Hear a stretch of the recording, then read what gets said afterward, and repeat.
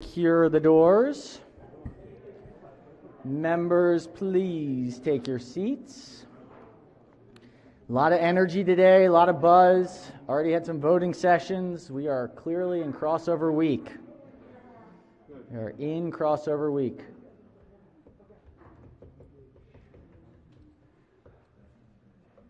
Madam Clerk, please call the roll. Mr. President. All right, this morning we are pleased to have the Reverend Dr. Kobe Little of Justice Chapel in Baltimore, Maryland, guest of the distinguished senator from District 45. Members, please rise for the invocation.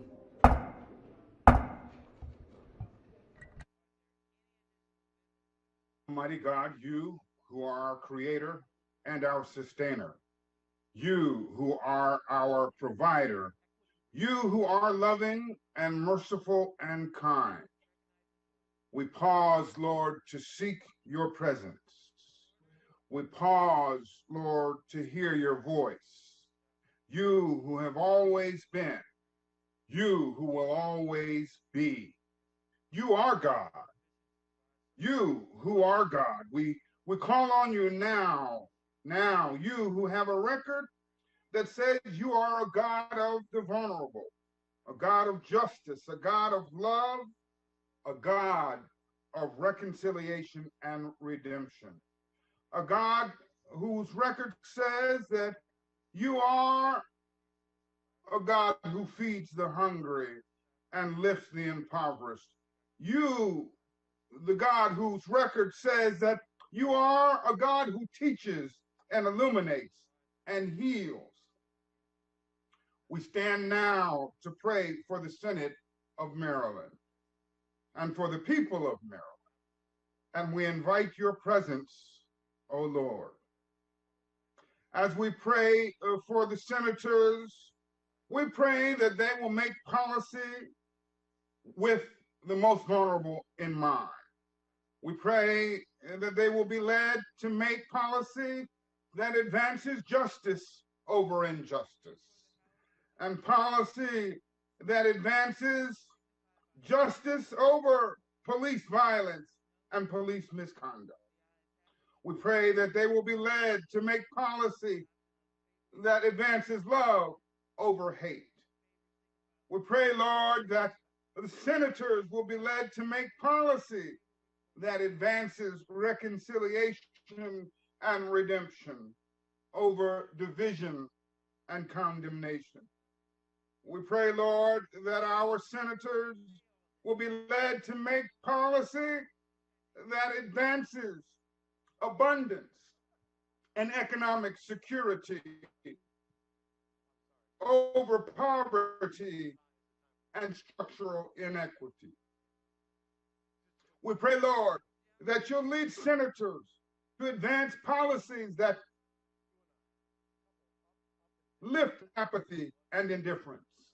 We pray, Lord, that you will lead our senators to advance health care over illness and isolation and desperation. That you will encourage our senators, that you will show them the way to go. We ask this prayer in your name with humility and with faith and confidence in you, O God. Let all of God's people say amen. Chair recognizes the senator from District 45. Thank you, Mr. President. I just wanted to lift up the words of the good Reverend Kobe Little. Mr. President, we know him as an advocate. We know him as a fighter. We know him as a truth teller, but most importantly, we know him as a person who unconditionally loves his people. And I just wanted to say, if we can have the words, the prayer journalized. If there are no objections, we will certainly journalize the pastor's remarks and invocation this morning. Has everyone included their presence in the chamber? Vice Chair, Budget and Tax? All right, the clerk will take the call. With 47 members in the chamber and a quorum being present, the Senate of Maryland is now in session. Senators, we've got some resolutions today, and I think we have some guests on standby who will be here virtually, remotely. If we want to start with a senator from District 32 from Anne Arundel County. Thank you, Mr. President. I should have here shortly the president of Anne Arundel Community College, Dr. Dawn Lindsay, and the Board of Trustees Chair, Sandra Moore. They were given the link. Let's see if we're ready. Are they coming up? Give us one moment, Senator. Okay.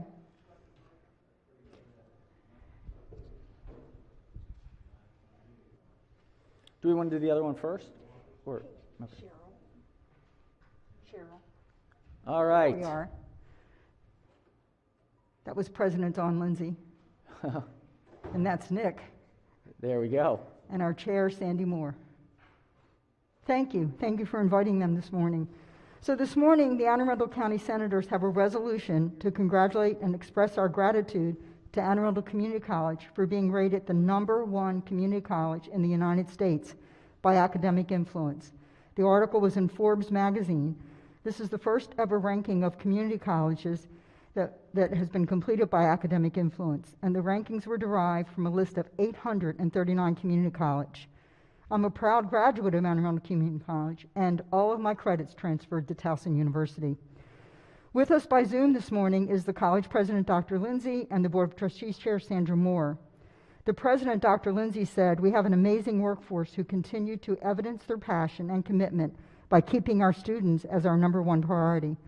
This spring, they have over 10,500 full-time and part-time credit students and over almost 7,500 non-credit students." I think there are two exciting opportunities for the students of Anne Arundel that I want to share. The new Skilled Trades Center, the Clausen Center for Innovation and Skilled Trades, will be accepting the first class of students in January of 2022. The college is very excited about this building as it meets a huge need for local businesses in the skilled trades. And even more exciting is that the funding for this project came from generous donors. The Health and Life Sciences building will come online in the fall of 2021 and will welcome the first class of healthy life science students to our brand new state-of-the-art 175,000 square feet building for fall classes. And this is thanks to the generosity of state and county funding.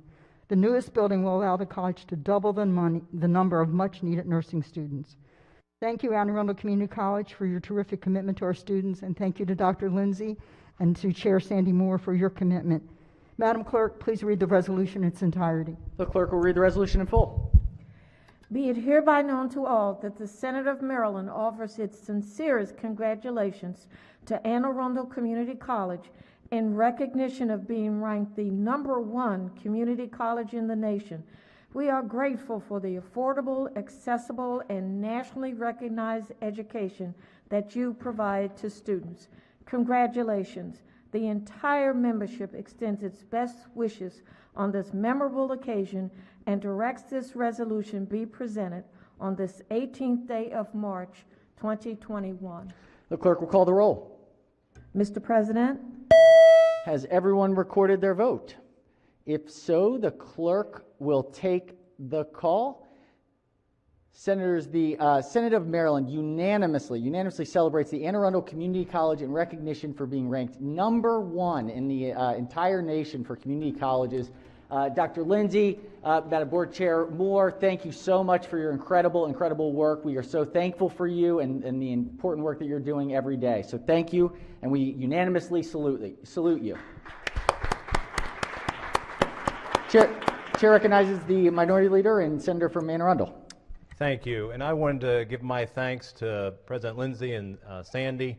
They've done a wonderful job. They've shown great leadership over the years, and they've just helped our community and our state.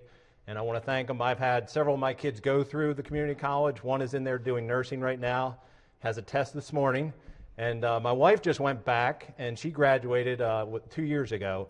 So you're doing a great job, and we want to thank you so much. Thank you, Senator. Thank you for those remarks. And we thank you both, wish you best, and we're going to need you more than ever in this post-pandemic environment. So thank you. Keep up the great work. Take care. All right. We have another resolution, a special resolution today. The chair recognizes the Senator from Montgomery County. Thank you so much, Mr. President. I am hoping that my special guest is being led into the room. Traveling the interwebs as we speak. Give us just a moment.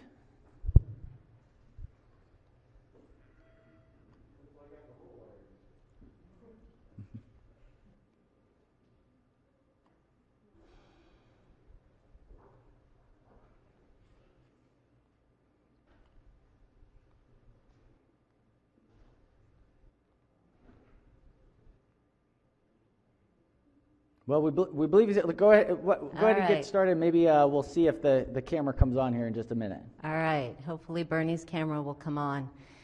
So, colleagues, as you probably know, it was 1 year ago today that the Senate prematurely adjourned sine die.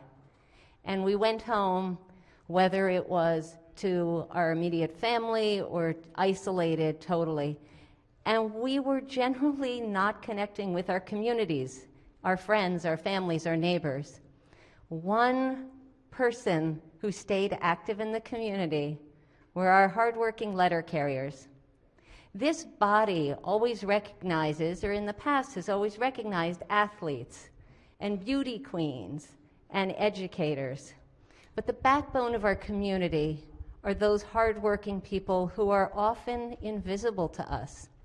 So Bernie Eggerson not only delivers the mail, but he delivers joy to communities. But more than that, there was a fire in our neighborhood, and when he was putting the mail through the mail slot, a bunch of smoke came out, and no one was home. But he didn't know that. He pounded on the door so hard and for so long that the next door neighbor heard about it, came out, and thanks to Bernie, 6 fire trucks came. Nobody was killed. The dog had jumped up onto the stove to try to catch the pan of brownies that was sitting there. They turned on the gas. The dog turned on the gas, and the house could have blown up. The dog certainly, people, neighbors could have been injured or lost. Thanks to Bernie's dedication and quick-witted action, property and lives were saved. He is such a humble person. I couldn't even tell him what we were doing here because I knew he would be reluctant to participate. So I am so honored to recognize him and all the hardworking people of the Postal Service, despite all the changes that are being made there. They are in our communities and they are supporting our neighborhoods. So if the reading clerk could please read the resolution. The resolution will be read in full. Be it hereby known to all that the Senate of Maryland offers its sincerest congratulations to Bernie Eggerson in recognition of your friendly and dedicated public service and for your heroic, life-saving actions when a home fire started on your postal route. The entire membership extends its best wishes on this memorable occasion and directs the resolution be presented on this, the 18th day of March, 2021. Clerk will call the roll. Mr. President, has everyone recorded their vote? If so, the clerk will take the call. The Senate of Maryland unanimously celebrates and thanks Mr. Bernie Eggerson for the recognition of your friendly and dedicated public service, and most importantly, for your heroism in the face of danger. Thank you for your hard work. Thank you for being the leader and hero that Maryland needs in these times. Thank you so much.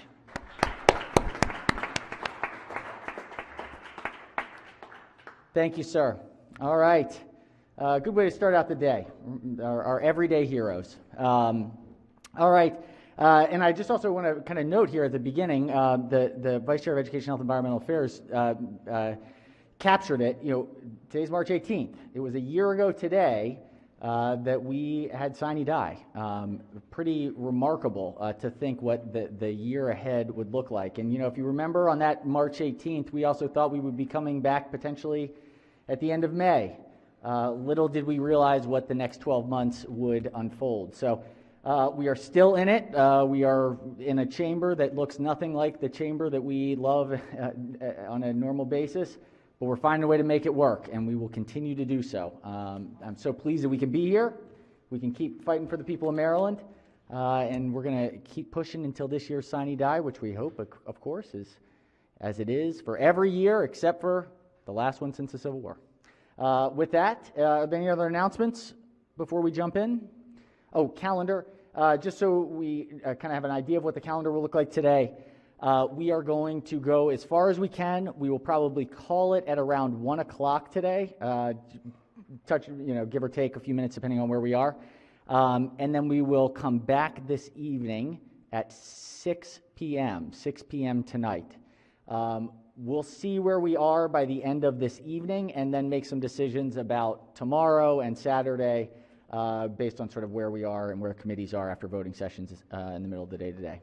So we got a lot of work ahead. We'll do the best we can and see where we are. All right.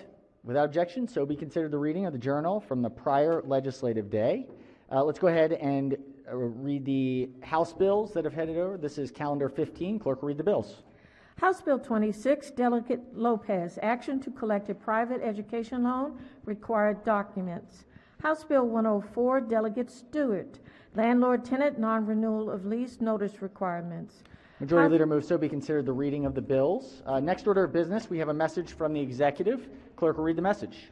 Dear Mr. President, pursuant to the authority conferred on me by Article 3, Section 52, Subsection 5 of the Constitution of Maryland, and in accordance with the consent of the House of Delegates duly granted, I hereby submit Supplemental Budget Number 4 to House Bill 588, Senate Bill 491 in the form of an amendment to the budget for the fiscal year ending June 30, 2022.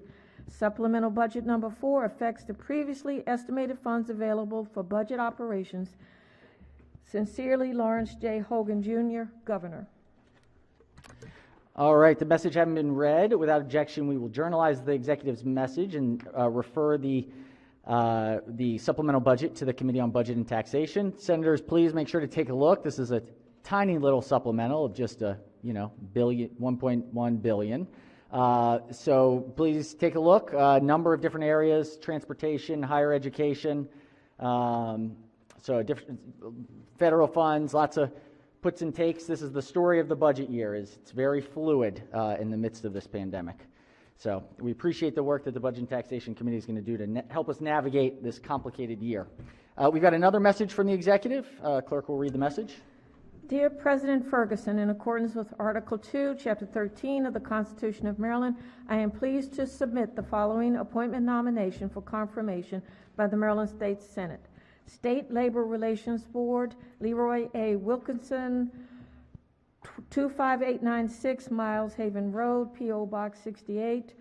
This individual brings exceptional knowledge and ability to the office for which he has been nominated. I am confident he will provide the strength of experience and leadership to instill confidence among our citizens and ensure we succeed in our goal for Marylanders. I look forward to your approval of this nominee. Thank you for your assistance and support. Sincerely, Lawrence J. Hogan, Jr., Governor. Message having been read will be journalized. We will refer the nomination to the Committee on Executive Nominations. Next order of business is we've got a report from the Committee of Executive Nominations. Clerk will read the report. Report number 6. The Senate Executive Nominations Committee reports favorably on the gubernatorial appointments and recommendations that the Senate of Maryland advise and consent to these appointments. Ronald N. Young, Chair. Chair recognizes the Chair of the Executive Nominations Committee.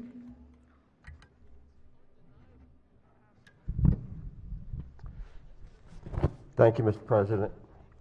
I move that the Senate accept report number 6 of the Senate Executive Nominations Committee in open session, and that we special order the bill until Friday, March 19th.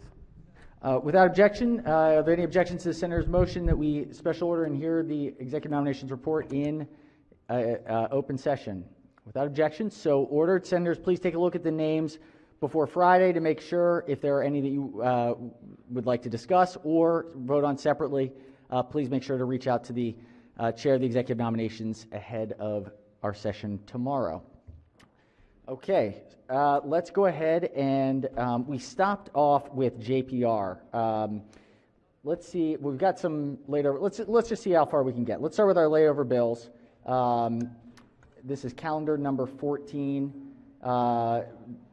Clerk will read the first bill. Senate Bill 746, Senator Gazzoni, Education, Community Colleges, Collective Bargaining. Questions on the adoption of the committee amendments and the favorable report. All right, question before the body is on the 4 committee amendments. 4 committee amendments. Any discussion of the 4 committee amendments? All right, all in favor of the amendment say aye. Opposed, nay. The ayes have it. The 4 committee amendments are adopted. Question now is on the favorable committee report as amended. Any discussion? Chair recognizes the senator from the 37th District. Thank you very much. With the floor leader or the chairman yield for a question? Will the floor leader yield? Yes. Certainly. Good morning. Good morning. Thank you very much.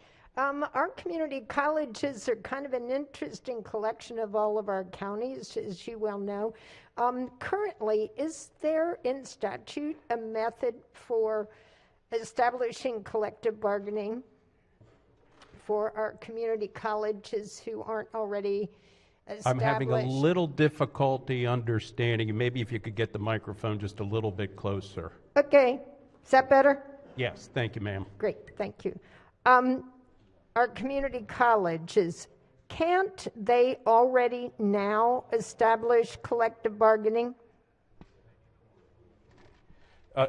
No, I think you're asking, is there something in place now that would allow them to bargain collectively? And the answer is no. It requires state action and passage of legislation.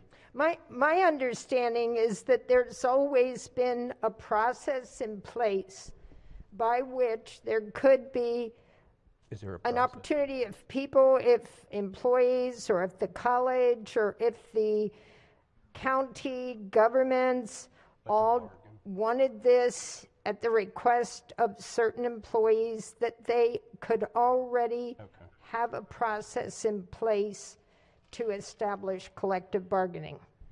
No, the only thing that exists now is if there's a cooperative agreement for them to meet and confer, but there's no process in place and no enforcement as far as agreements that may be reached. That's not what I understood. I thought we already had a process in place whereby if a community college so desired to go into collective bargaining, then they could come forward to the state and have that officialized. No, actually, for instance, Montgomery College in Montgomery County, it required state authorization for collective bargaining. Correct, but that was after a process had been undertaken to get that far, is my understanding. No, it requires state authorization. Okay, we're not connecting on that thought, but I'll move on to another one. Thank you very much. Sure. In the bill, do the local jurisdictions who put up the lion's share of the funding for our community colleges have to vote on whether or not there is collective bargaining established? No, under the bill, every community college in the state would provide an opportunity for the members that are eligible under the bill to bargain collectively. It would require the members of those units to adopt or choose collective bargaining, but the community colleges would be required to afford them the opportunity to make that decision. No, I mean, do our county councils, our county boards, our local governments have to weigh in and make a decision at their local level to enable collective bargaining move forward at the state level? No, not under the bill. Under the bill, the community colleges throughout the state would be required to afford the members of those colleges, the employees of those colleges who choose to be represented by a bargaining unit to do so. So the county governments who put up a considerable amount of taxpayer money toward the community colleges do not have any decision making in this bill? No, the issue with regard to collective bargaining will be in the hands of the employees of the college that under the bill will be eligible to participate in a collective bargaining unit. So we've just taken away any local authority, correct? Right.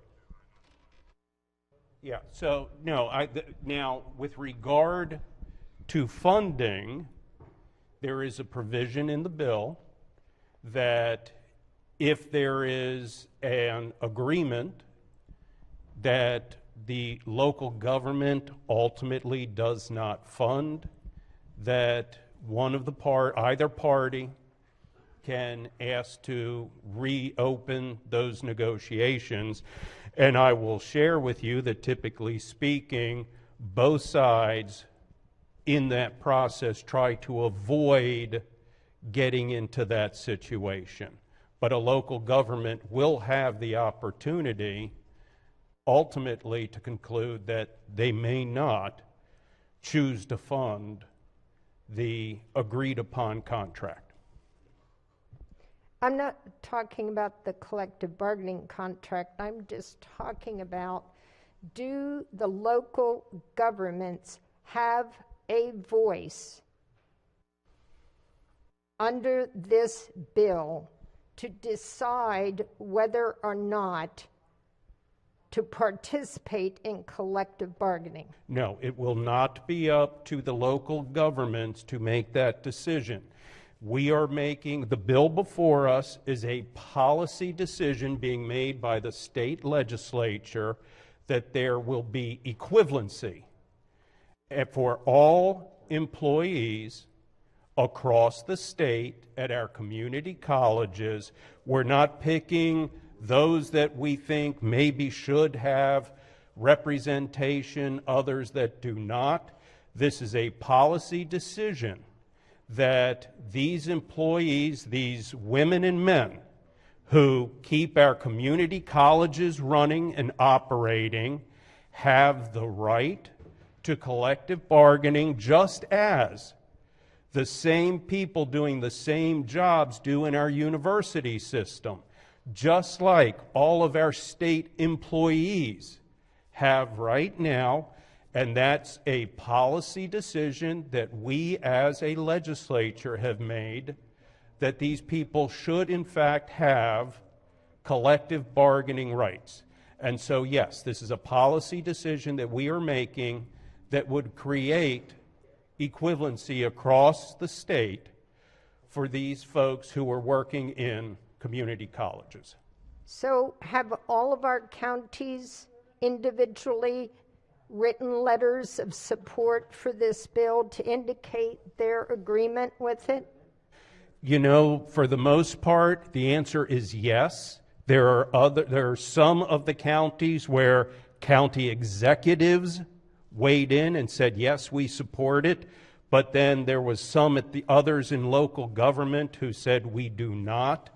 So that's a difficult question to answer, but in general, yes, the vast majority have said that. Could you let me know who, and is there an opt-out? I'm sorry, I didn't hear that. An opt-out. No. So if counties choose not to participate, can they opt out? No.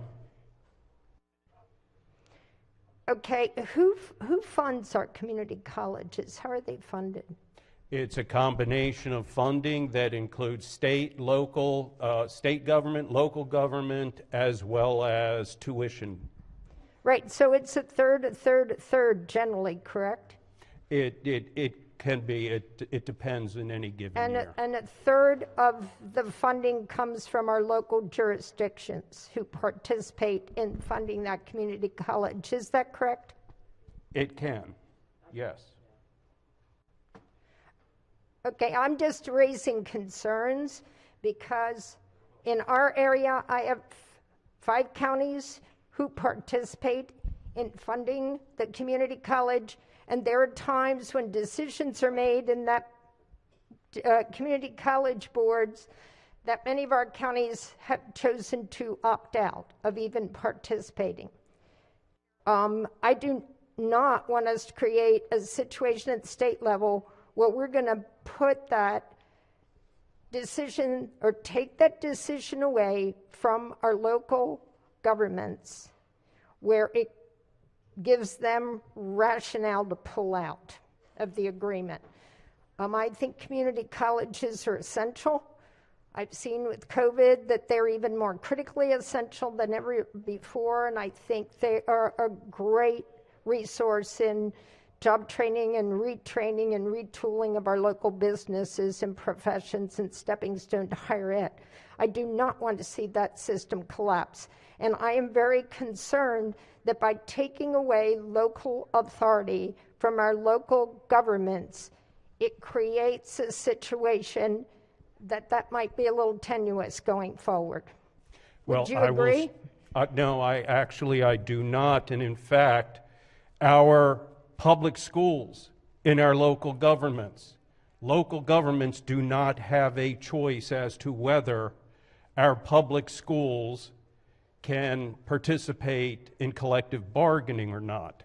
And I will also share with you that there is nothing that indicates that this is going to create a financial burden for our community colleges. In fact, we had studies presented at the committee that indicate there is nothing that shows that budgets are going to skyrocket by virtue of allowing collective bargaining. And I will share with you, wages are only a very small part of the collective bargaining process. There are lots of other issues that are addressed, and in fact, in response to, and by the way, this bill was very much amended and negotiated between representatives of the community colleges and the bill sponsor and the labor interests that support it, and the wage portions of the legislation have been delayed to allow the community colleges to in fact prepare for what's coming. So, wages were postponed for all of the community colleges as part of this legislation. But there is nothing that gives anyone any reason to believe that there will be, a budgetary nightmare as a consequence of passing this legislation. It just doesn't happen. Did MACO support the bill? I don't believe MACO did. Okay. My recollection is they did not.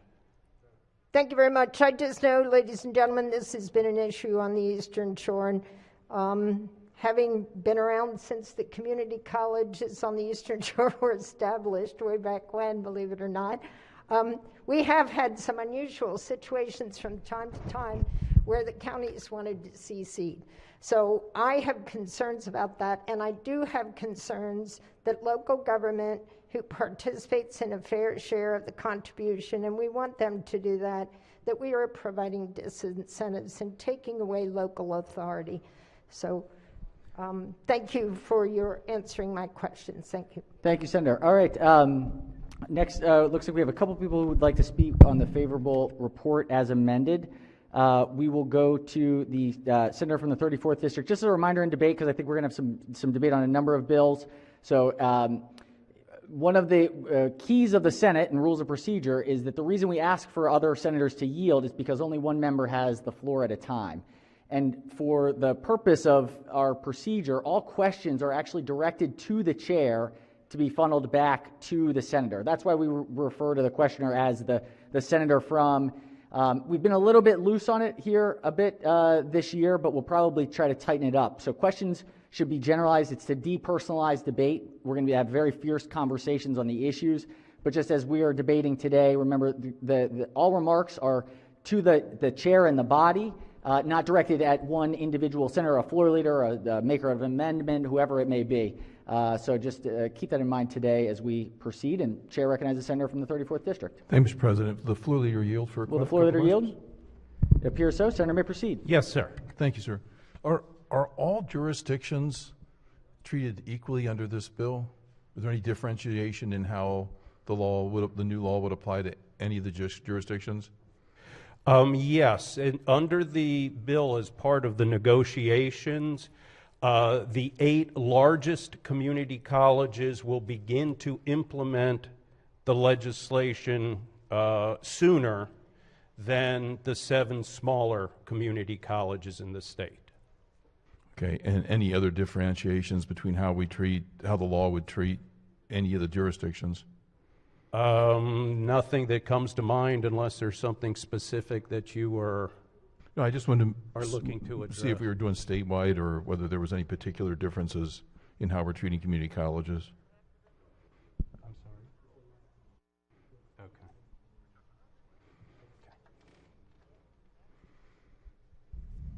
I'm sorry. Is there a question pending? I thought Did I you miss were something.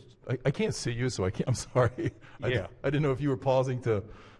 Oh come up no, with information. no. There are, other than these delays, We're negotiating over the telephone here, in essence, right? little challenging. So, okay, so we're pregnant pause. Okay, so my next question, and thank you for that answer. My next question is: I know that in the current structure that we've got a real variety where we have, counties that don't have any collective bargaining in their community colleges. We have counties that collective bargaining for certain employees, but not professors, and we have at least one county that has collective bargaining kind of top to bottom.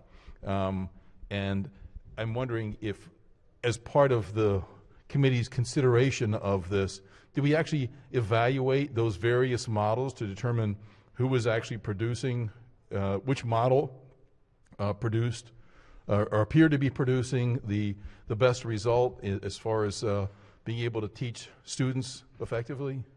Well, quite frankly, I would have to assume that as a consequence of this being the 7th year that this bill has been through to the legislature, that there has been an evolution as to the language of the bill and how it was going to be prepared. And as part of the negotiations, coming in, the bill originally had that there would be a total of 6 bargaining units. Under the bill, there are now, it was reduced to 4, which is what the community colleges were asking for. And it also eliminated a segment of college employees from the legislation. So there was a tremendous amount of negotiation that went on and a lot of compromise to get to the bill that is before the chamber at the moment. But the fact that it was been there 7 years, I guess, causes me even more concerned if we're clearly it's not an instant grand slam in the popularity contest. But I'm just curious, because of so many models out there. People negotiate to try to avoid harm sometimes, rather than negotiating to try to support a great policy. And I'm really curious which one of those two realms we're in, given the fact that we had the opportunity in the state for more than a few years to have community colleges operating under various models. Was there an evaluation? I'm especially concerned about the professorships. I know there was only one jurisdiction in the state that provided for unionization of professorships, but it's my understanding that now the bill's basically saying, no, everybody's going to have that. Isn't that correct? Well, actually, it will be up to the employees in each of the various units that are created now, the 4 different units. It will be up to those employees to determine whether they would prefer to have representation or not. Gotcha. So that's a decision they will make. I guess my trouble with that is they're spending my money. They're spending our money, and we're saying, well, they get to choose. I guess when you're spending my money, what I would like to choose is the structure that gives the best education. And the tip of the spear in that is the professors. So I'm really curious, is if at the tip of the spear there is empirical evidence that says, you know what, when professors unionize, students students do better. That's better for the education. It's a higher quality of education. And so I'm really just asking if that's the case, because to say that professors would like it doesn't answer the fundamental question, which is, yeah, but is it the best expenditure of my tax dollars to educate people? Well, they're spending your money right now. I And as I indicated previously, there's nothing that definitively indicates more of your money is going to be spent as a consequence of collective bargaining. And in fact, the fiscal note does not point to that kind of a relationship where there's going to be a dramatic increase in costs associated with collective bargaining. And as I had commented on previously, there are a lot of other issues like working conditions beyond just wages. And so what we're doing is making a policy decision that the individuals who are working at our community colleges, the employees there, should in fact have the same kind of opportunities for collective bargaining that we provide to our public school teachers and our university employees. Thank you. If I could just speak briefly on the report, Mr. President. On the report, Senator. Senator, proceed. So I think it's really important. I mean, sometimes we have to make public policy in a vacuum where we just have to intuit things and figure, hey, that sounds right, that sounds better, but, God help us, we're not really too sure. We're writing an unclean slate. Every once in a while, we have to legislate in the area where we're given unique opportunities to actually look at the thing and the issue and say, look, here's the empirical evidence. Choice A is great, choice B is mediocre, and choice C is bad. This is one of those cases. We have like 15 or whatever community colleges in the state. They're all operating under different rules. In this, not all of them, but a number of them. We've got examples of full unionization. We have examples like in Baltimore County, I think Prince George's County, where professors are not included. We have other counties where no one's included. This was the perfect opportunity to look at that and really do a deep dive and say, are particularly professors, does unionizing professors, associate professors, does that actually produce a better quality of professorship? Do we actually get better people? Are we able to move out the old, the people who are not as enthusiastic about teaching at the community college and recruit in new and dynamic people? Do we have the flexibility we need? What produces a better result? And I think it's really unfortunate that given this wonderful opportunity to look into this, that we've passed on this, and all we're saying is, well, people negotiated, and that's sort of what the default that we kind of percolated up here to from people either trying to avoid worse harm or whatever. But the fact that this bill's been here for 7 years suggests there was a lot of concern about where we're going with this, and then to just sort of default to say, well, this is where we are today, I think is unfortunate. Thank you, Mr. President. Thank you, Senator. All right, Chair recognizes Senator from the Lower Eastern Shore, 38th District. Thank you, Mr. President. Would the floor leader rise? Would the floor leader yield? Appears so. Senator may proceed. Yes, ma'am. Happy to. Good morning. I just wanted to follow up on the comments and concerns that my colleague on the shore from District 37 echoed. I personally have heard from the president of Warwick Community College, Dr. Hoy, who's been a leader not only at Warwick, but also in other parts of the state as well. And he has outlined for us, obviously, the impact on the financials for the community college for Warwick moving forward.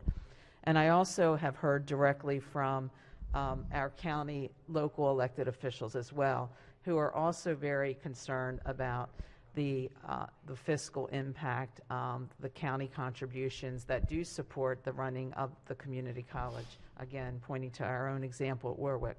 So just again want to point out, you said that did MACO support or oppose this bill? No, MACO, I don't believe MACO supported the bill. Okay, so I'm aware that MACO opposes the bill. Okay. And two, given that, and given the points that my colleague made about local determination and the possibility of opt-out, why wouldn't that not be a consideration in moving forward? No, and thank you again for that question. And as I pointed out earlier, this is a policy decision that we are making as a state legislature, that it is fair and equitable for the employees of our community colleges, regardless of their geographic location in the state, to be given the opportunity, if they choose to do so, to participate in collective bargaining. It's a policy decision we are making. And for those of us who are going to put up a green vote for this bill today, we will be saying that we support a policy that affords these hard-working women and men on our community colleges to have an equitable opportunity to participate in collective bargaining. It's just that basic, it's that simple, and that's the message that we will be sending. It's, as I had indicated, it's what we've done for K through 12 education across our state. It's what we've done for the university system across our state. And it's what we've done for our state employees, whether they're in Allegheny or Montgomery. They are given the opportunity, if they choose to participate in collective bargaining. And I appreciate the floor leader's response. Just I'm noting that this particular policy decision has negative impacts on our local governments, and so that should be factored in as well. I would again reiterate that this alleged negative impact is speculative, but there's nothing that indicates that it actually will be the circumstance. It's speculative, but there's nothing empirical to support that speculation. So I understand there are those who have that concern, but that has not been borne out of the realities that we've seen in those jurisdictions that have afforded this to their community colleges now. And in fact, tuition rates in Montgomery County for our students are less than tuition rates in many of our more rural community colleges. Thank you. I'll close just by saying you may think on the that report, it's on the report, Senator? Is there a question or on the report? Yeah. As far as the question was implied that... Oh, yes. No, Senator, just remarks on the favorable report. I'm sorry? Senator may proceed. Go. Okay. I'm just closing by saying, while it may be speculative by the floor leader, I can tell you by the emails that I'm receiving by my county commissioners and council members that they believe those costs are real. Thank you. Thank you, Senator. All right, next we have the Senator from the Upper Eastern Shore, 36th District. Thank you very much, Mr. President. Mr. President, would the floor leader yield for questions? Will the floor leader yield for question? It appears so. Senator may proceed. Thank you very much, Mr. President. I'd just like to clarify and make sure we got the appropriate answers to questions my colleague from the Middle Shore asked. And again, I appreciate the opportunity. Two of the community colleges that are being spoken about today are in my district. My colleague represents two. My colleague from the Lower Shore represents one. The colleague from Harford County represents one as well, too. So very concerning to us. But Mr. Floor Leader, just specifically, does the Community College of Baltimore County currently have collective bargaining rights? I believe Prince George's, not yet. Baltimore County, and Montgomery. So those are, yes. Community College of Baltimore County does have collective bargaining rights currently. Correct. Prince George's County Community College currently has collective bargaining rights. Correct. And Montgomery County Community College currently has collective bargaining rights, right? Correct. Okay. So to say the question that this policy is necessary isn't really accurate, because those community colleges already have collective bargaining rights, and the counties that came in to support this bill one of which we just saw, Anne Arundel Community College, the best community college in the country now. That county executive came in support of the bill. Is there any reason why that county executive from Anne Arundel County could not have already instituted collective bargaining rights within Anne Arundel Community College? I would assume that were legislation introduced to provide Anne Arundel County with that opportunity, that it would have been taken up by this legislature. So Community College of Baltimore County can already do it, Montgomery County can already do it, Prince George's County could already do it, but Anne Arundel County would have needed their own specific bill in order to do this? They would need legislation granting them that authority. And in the last 7 years, do you remember Anne Arundel Community College specifically coming in here and asking for these collective bargaining rights? That I have no clue. I don't remember either. We talked about the costs, and we keep hearing that don't worry about it, sky's not falling, tuition's not going up. But the reality is that this is all about cost, right? And what were the specific complaints of the employees and their rationale on why they needed collective bargaining?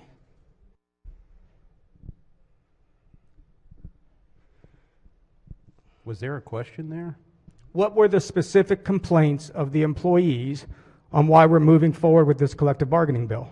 Oh, I don't think we heard complaints.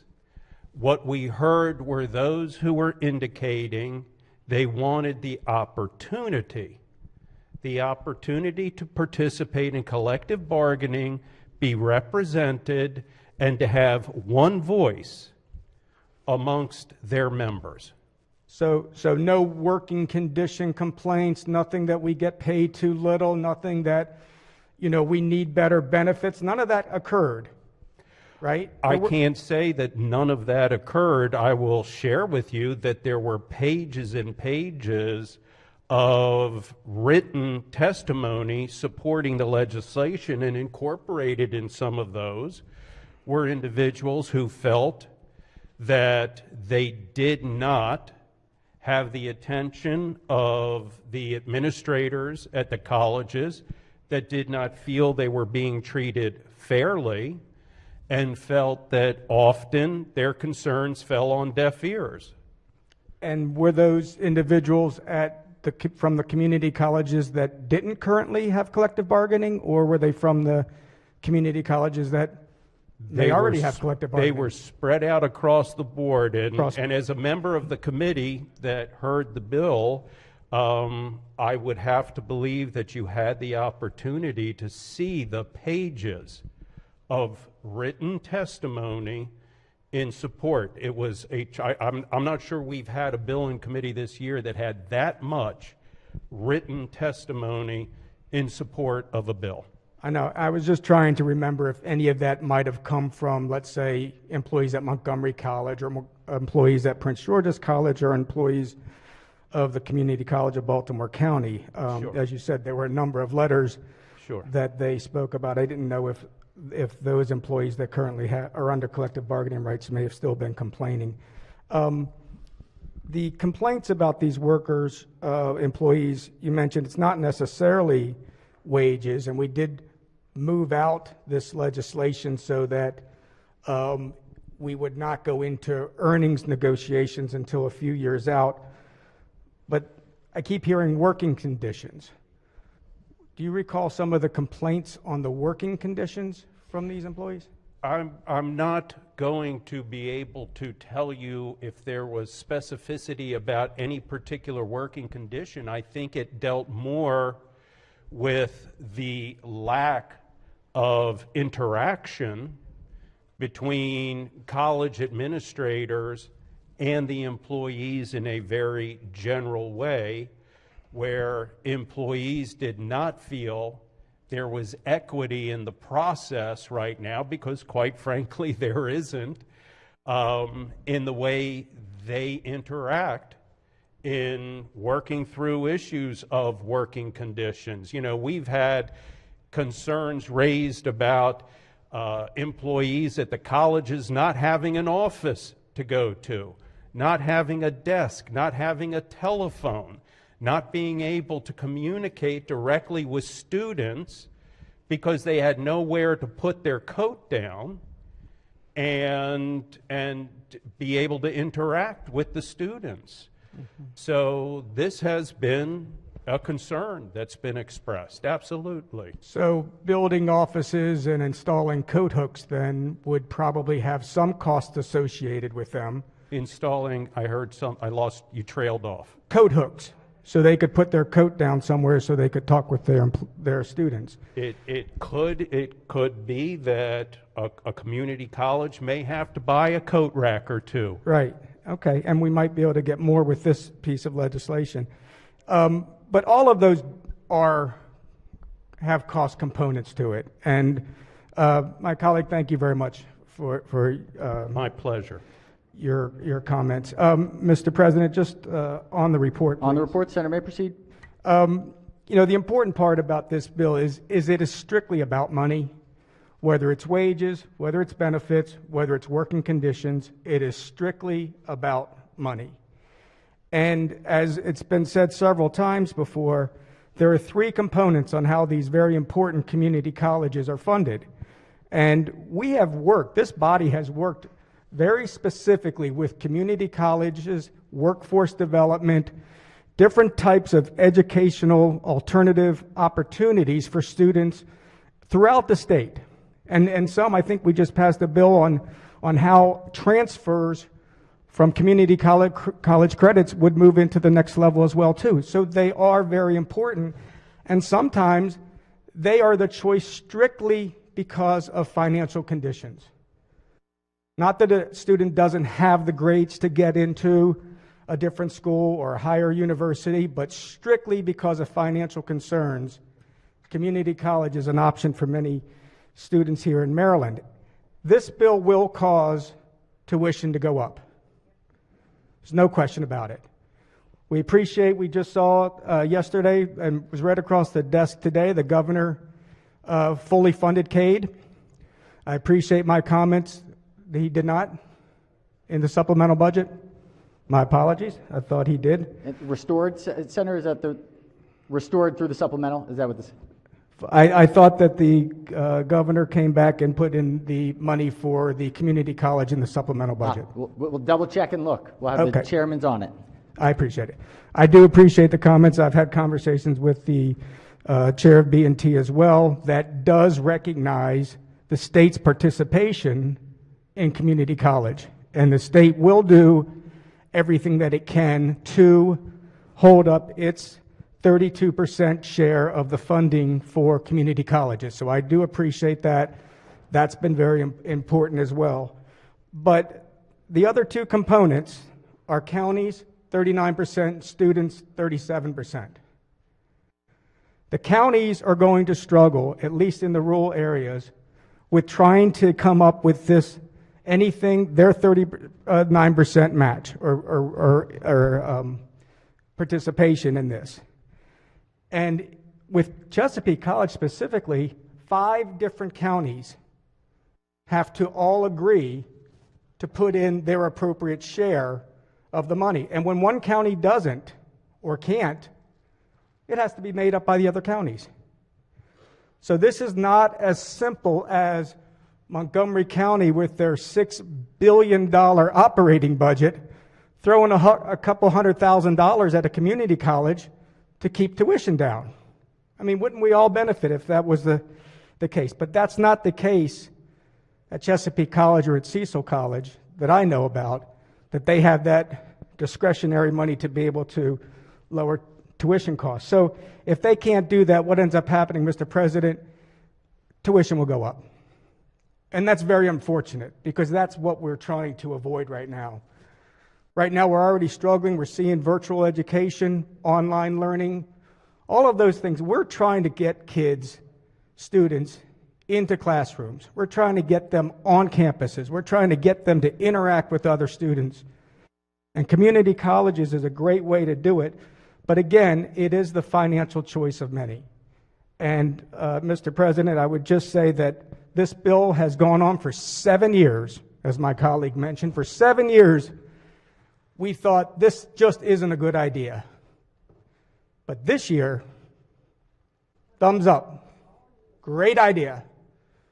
I don't know why we think it's so important this year, with all the concerns we've had from the pandemic, with all the economic downturn we've had, with the struggles that families have had, to all of a sudden pass a bill that is going to increase tuition for students. I just think is the wrong thing, Mr. President, and I would urge an unfavorable vote when it comes time to vote on this piece of legislation. Thank you, Senator. Next, we'll go to the other side. We have a senator from District 14. Thank you very much, Mr. President. Will the floor leader yield for a question? Good morning to you, sir. Good morning. I know we shouldn't be addressing senators, but I just want to say, this has been going on for 7 years, and the gentleman who just spoke, we haven't aged at all, I think. So, but with that, yeah. What about over this direction? Well, let me ask you a question. So, in terms of the university system in Maryland, do they currently have collective bargaining? Yes, they do. Okay, and in the purview that I have on the budget committee dealing with the education business administration subcommittee, just asking you, have you seen any correlation between collective bargaining rights and tuition going up at any of those university system schools? No, that has not been the case. Okay, so would it be fair to say that almost in every institution in higher ed in the state, they're currently allow collective bargaining that simply allows employees a seat at the table to talk about their work condition and talk about fairness at the workplace? So would this in a way be parity with every other higher ed institution in the state? What was the... Would this be in a way a parity? Yes, absolutely. Community colleges and every this other creates higher ed? parity with the higher education elsewhere in the state, in the university system, correct. Okay, well, thank you very much. All right, next we have the senator from District 33. Thank you, Mr. President. I stand to speak against the bill. I have to share with you this morning, this body recognized the #1 community college in the nation, non-union. Every year these bills have come forward, I have sat down with the president of our community college, and she says, it's a problem in search, it's a solution in search of a problem. Her doors are open. They have a formal advisory group. I agree with all the comments from my peers on this side of the aisle that community college attendance is financially sensitive. Most of our young kids coming out of, or in high school or coming out of high school, which is our traditional community college group, are working students. And if the tuition goes up, they're probably going to take a smaller number of credits per semester. Even for our seniors who are retired on limited income and coming back for courses on their interests and hobbies, it is financially sensitive programs. I strongly oppose this bill, as I have for the past 6 years. It's a solution in search of a problem, and I would ask for a roll call vote on this second reader. Thank Mr. President. Thank you, Senator. Senator's not in order. The next senator, we have senators who have not yet spoken who wish to speak. Next, we have the senator from District 8. Thank you, Mr. President. I would just like to say that I was not a big fan, but as time has gone on, I've heard from different constituents about the situation at the community college in Baltimore County. But what did occur is we did have a group meeting between both sides, and everybody gave a little and everybody took a little, and when the meeting was done, it was a compromise bill. So I know there's going to be a lot of amendments, but let me just say, we worked and we got that accomplished, and I think it was a good bill in the end. So thank you. Thank you, Senator. And the administration did get heard and had some of their wishes granted. So thank you. Thank you, Senator. Chair recognizes Senator from District 6. Thank you, Mr. President. You know, being in a union for 31 years, the steelworkers and the Brotherhood of the Railroad, and having a pretty good understanding and having family members right now being part of the union, and seeing how they're being represented. There's a lot of people that complain in the union how they're not being represented the right way. Yeah, there's leaders, there's people in position that are heard. There's people that have opportunity, they are heard. But I hear firsthand from workers that are in the union how upset they are because they are not being represented properly. Okay? That is a major problem in the unions. Let me tell you, there's good things about unions, but there's bad things too. And to try to enforce and push something on a school or on a college or on a business and tell them they're going to be a union is wrong. Giving them opportunity, there's no problem with that. Giving them the opportunity to be a part of a union and be represented and saying that we'd like to have that is not a bad thing. But trying to enforce and push something on a group is wrong.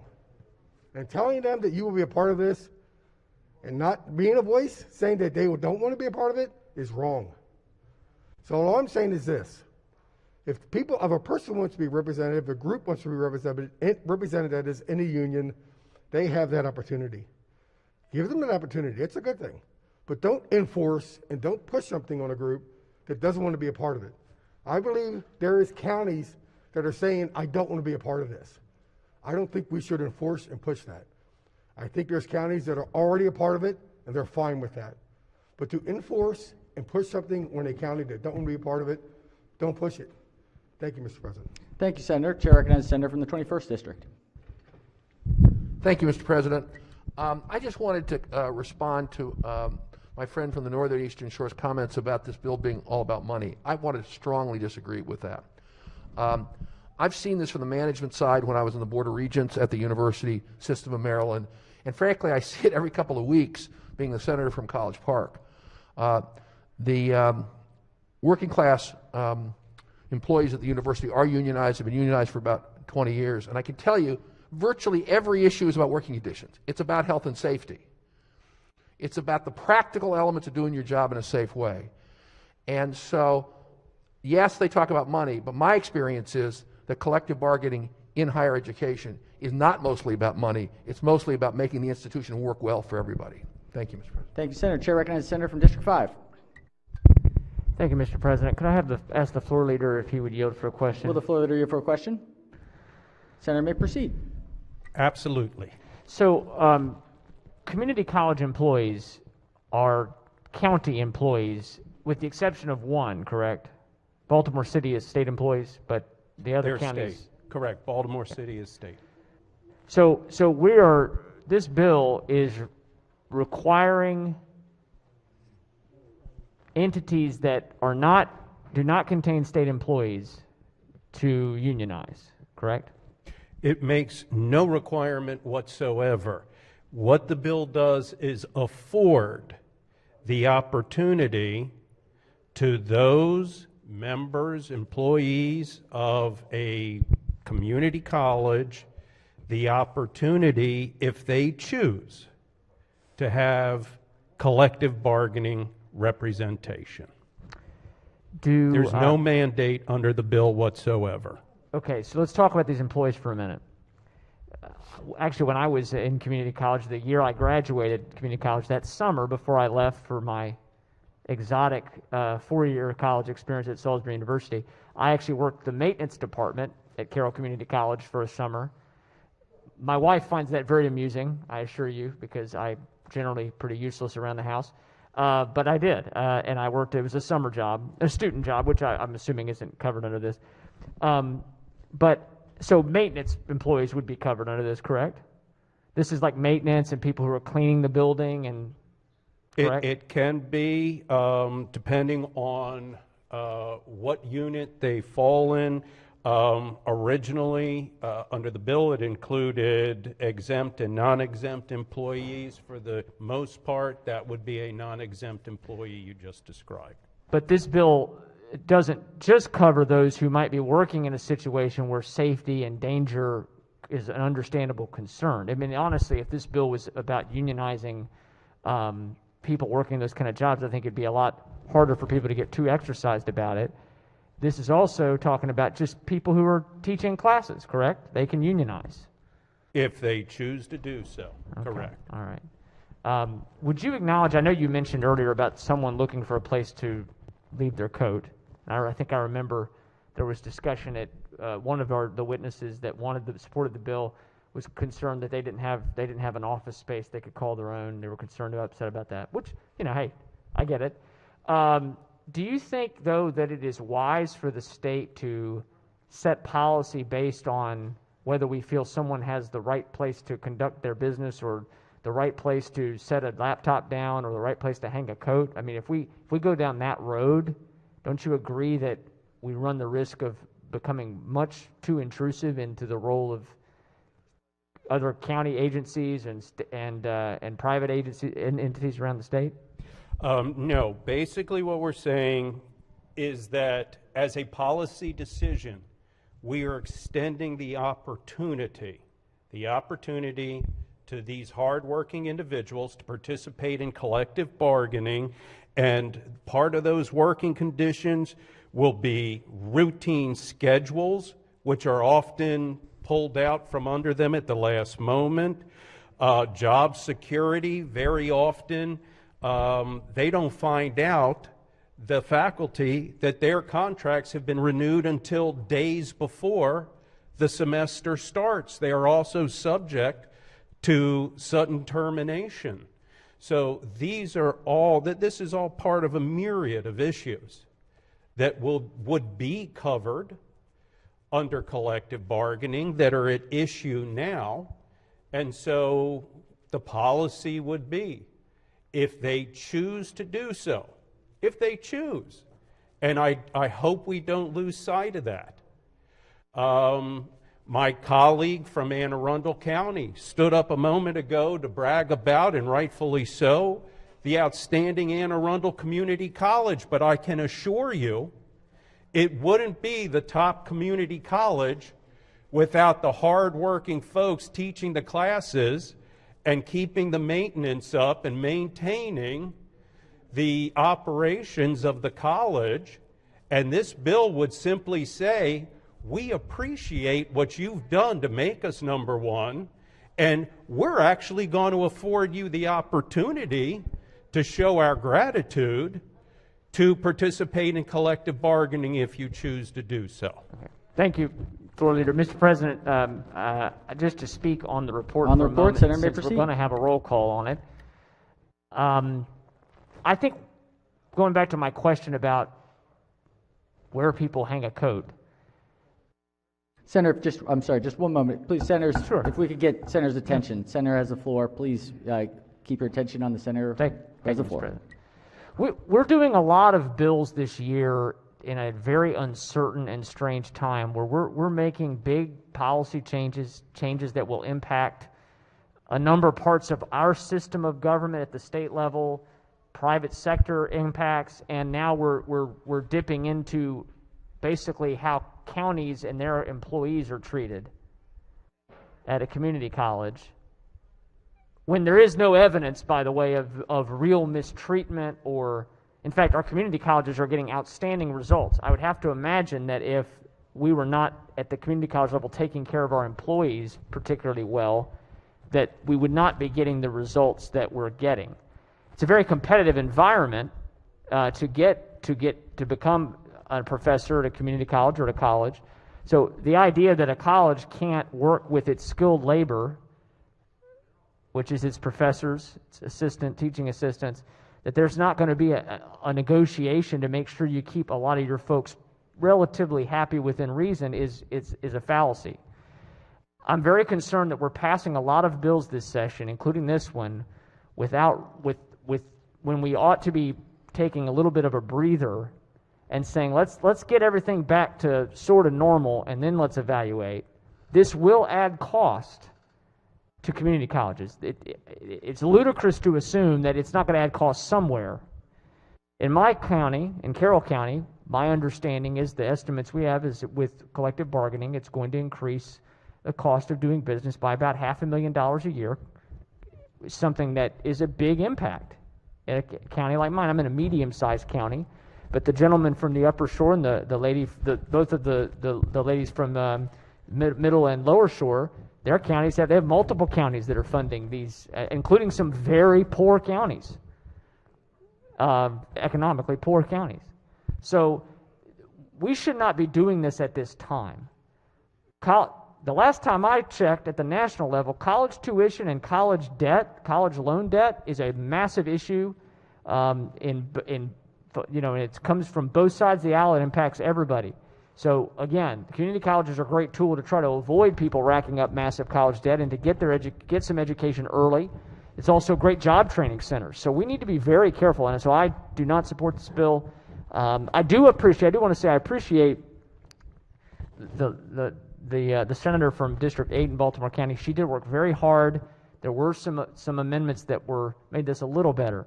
But the fact of the matter is this is still moving the ball to a point where it's going to make a lot of costs rise. It's going to make tuition go up. And it's going to hurt particularly counties that can least afford to add another $300,000 or $400,000 into a budget for a community college. So I would urge the body, let's vote this down and let's take a pause and maybe come back next year. Thank you. Thank you, Senator. Chair recognizes the senator from the 43rd District, followed by the 29th District, followed by the 1st District. Thank you, Mr. President. On the adoption of the committee amendment, the committee report, I support it. And I just want to comment on a couple of things. So I am a member of the part-time faculty at a private university, and we chose to unionize a few years ago. There's been some statement about, in some ways, sort of just if we would imagine what would it be like if we in this body didn't have a place to put our laptops, if we didn't have a place to hang our coats. That would absolutely affect our work. Additionally, the number of students that are probably going to choose community college is going to increase. So imagine, as it were, that you may be having additional work conditions, you have more students, you don't have a place to grade, you don't have a place to print out your reports, and so that will affect student outcomes, that will affect the quality of the teaching. Additionally, I heard that it's not required. If Anne Arundel County likes the relationship that they have with the administration, they can choose not to vote to collectively bargain.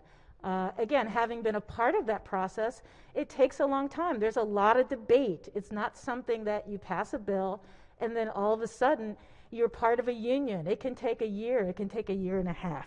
So, and then finally, with the whole notion that just because we haven't passed something in 8 years or 7 years that we should not pass that, I would put forward that I would not be able to marry my partner, that a lot of the people that are in this office would not, here on this floor, would not be here if we simply continue to deny rights to individuals based on the fact that we've always denied right to those individuals.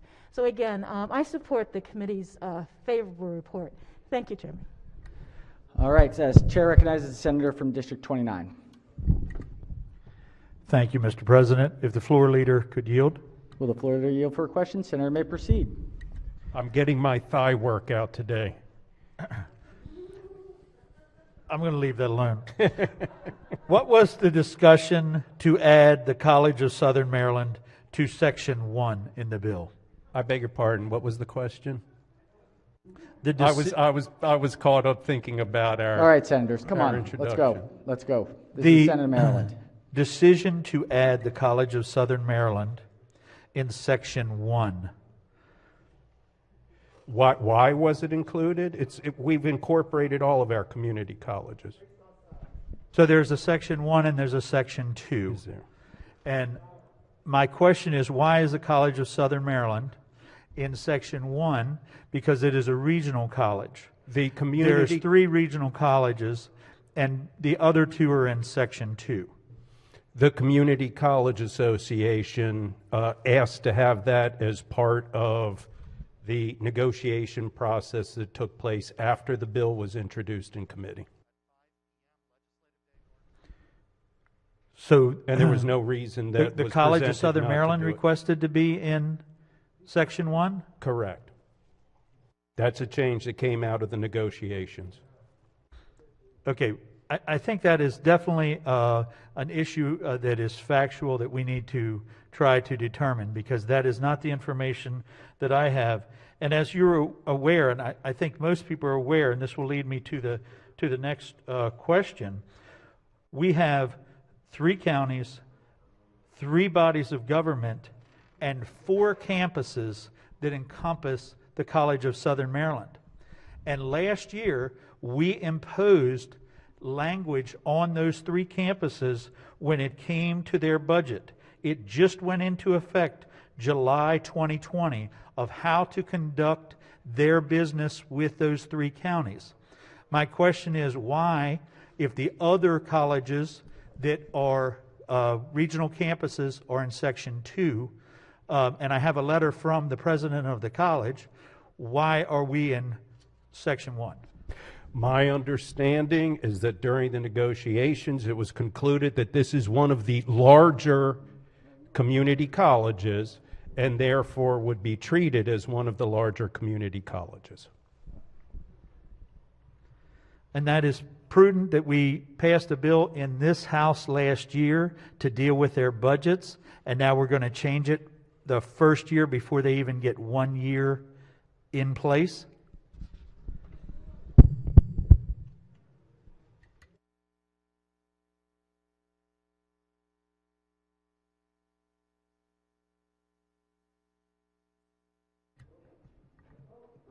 Is there a question? Does the floor leader have a response? I think that was a statement, Oh, it was not a statement. question. Apologies. All right, apologies. The chair recognizes the senator from District 1. Thank you, Mr. President. Ladies and gentlemen of the Senate. I represent 3 counties. Each county has their own community college. I've heard from all 3 of them. They don't particularly like this bill and therefore don't want to be in it. I've worked over the years very closely with 4-year institutions such as Frostburg State and the community colleges in all 3 counties that I represent. And there is some distinguished differences in a 4-year institution and a community college. 4-year institutions have degrees. You get BS, BAs, whatever, and they have sort of a standardized criteria or to get to that point where you gain your degree. Community colleges work for the community, more or less, and they work for the economy of the local community in conjunction with the local elected officials in that community.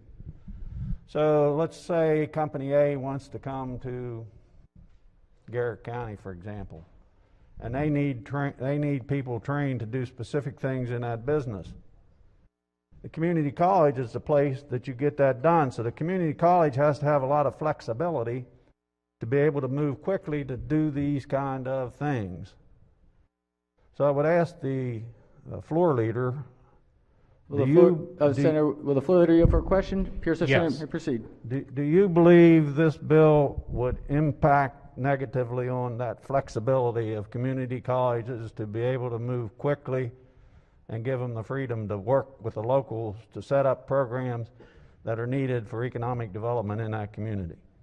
No, not in any way, and in fact, the legislation really would not have any impact on that whatsoever.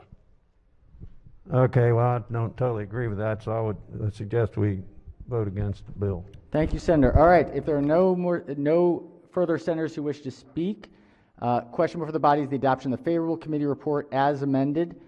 Chair recognizes the senator from the 34th District. Thank you, Mr. President. Colleagues, I get around the state a fair amount. Our state's really, it's diverse. I get over, you get some of the wealthier counties, which include 2 of the wealthiest counties in the country. And, you know, the streets are nicer, the sidewalks are nicer, The crosswalks are nicer. The athletic fields are nicer. Just the public parks, the bikeways. And I don't begrudge that. You got a wealthy community. You got residents who are making huge money. A lot of high six-figure incomes. And that's fine. Don't begrudge that. But, in a lot of the other jurisdictions, we don't have the benefit of a large presence of the federal government that's there year in and year out, immune from economic downturn, immune from regulation, immune from jobs. They have job security. We don't get that in most of the rest of the state. But we don't begrudge that. That's a God's blessing. You got it. So no problem there. But see, for us in many of the other counties, we're not as immune to financial pain as some of the other jurisdictions are. Every dollar counts. We're proud. We tried to build the best schools that we can. Our courthouses are adequate. We make them work. We try to do a lot of volunteer works in our parks. We try to encourage donations. We cut the briars back ourselves. We can't afford to have paid crews do that stuff. Try to get Boy Scouts and Girl Scouts in there doing it for us. But we get by. We're proud of our community colleges. They're good. I always tell my college president, look, I'm not looking for you to be the best community college in the state or the country.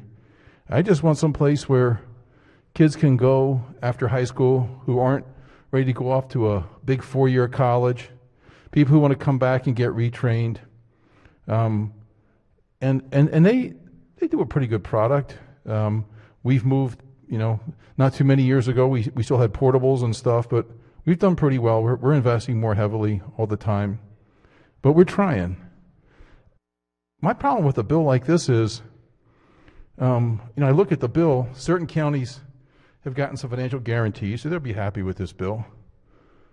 Other counties have already unionized, they're fairly wealthy. This bill won't hurt them.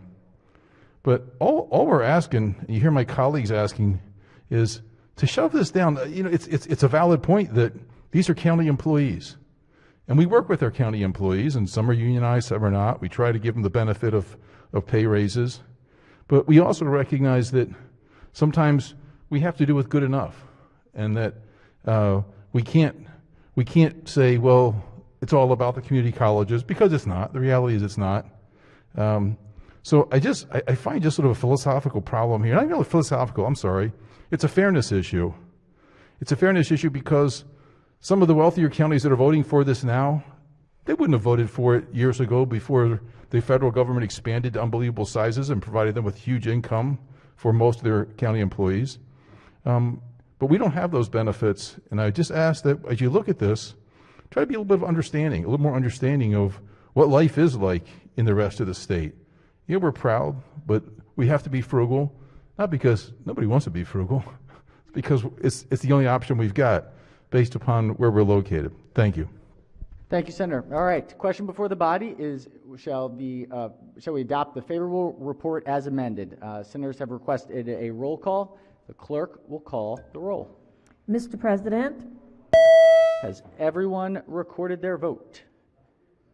Anyone wish to change their vote, explain their vote? If not, the clerk will take the call.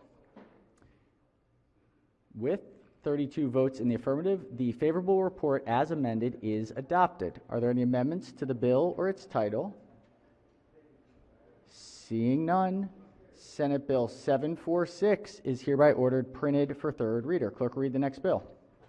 Senate Bill 417, Senator Pinsky, Power Plant Research Program, review of application for certificate of public convenience and necessity, alterations.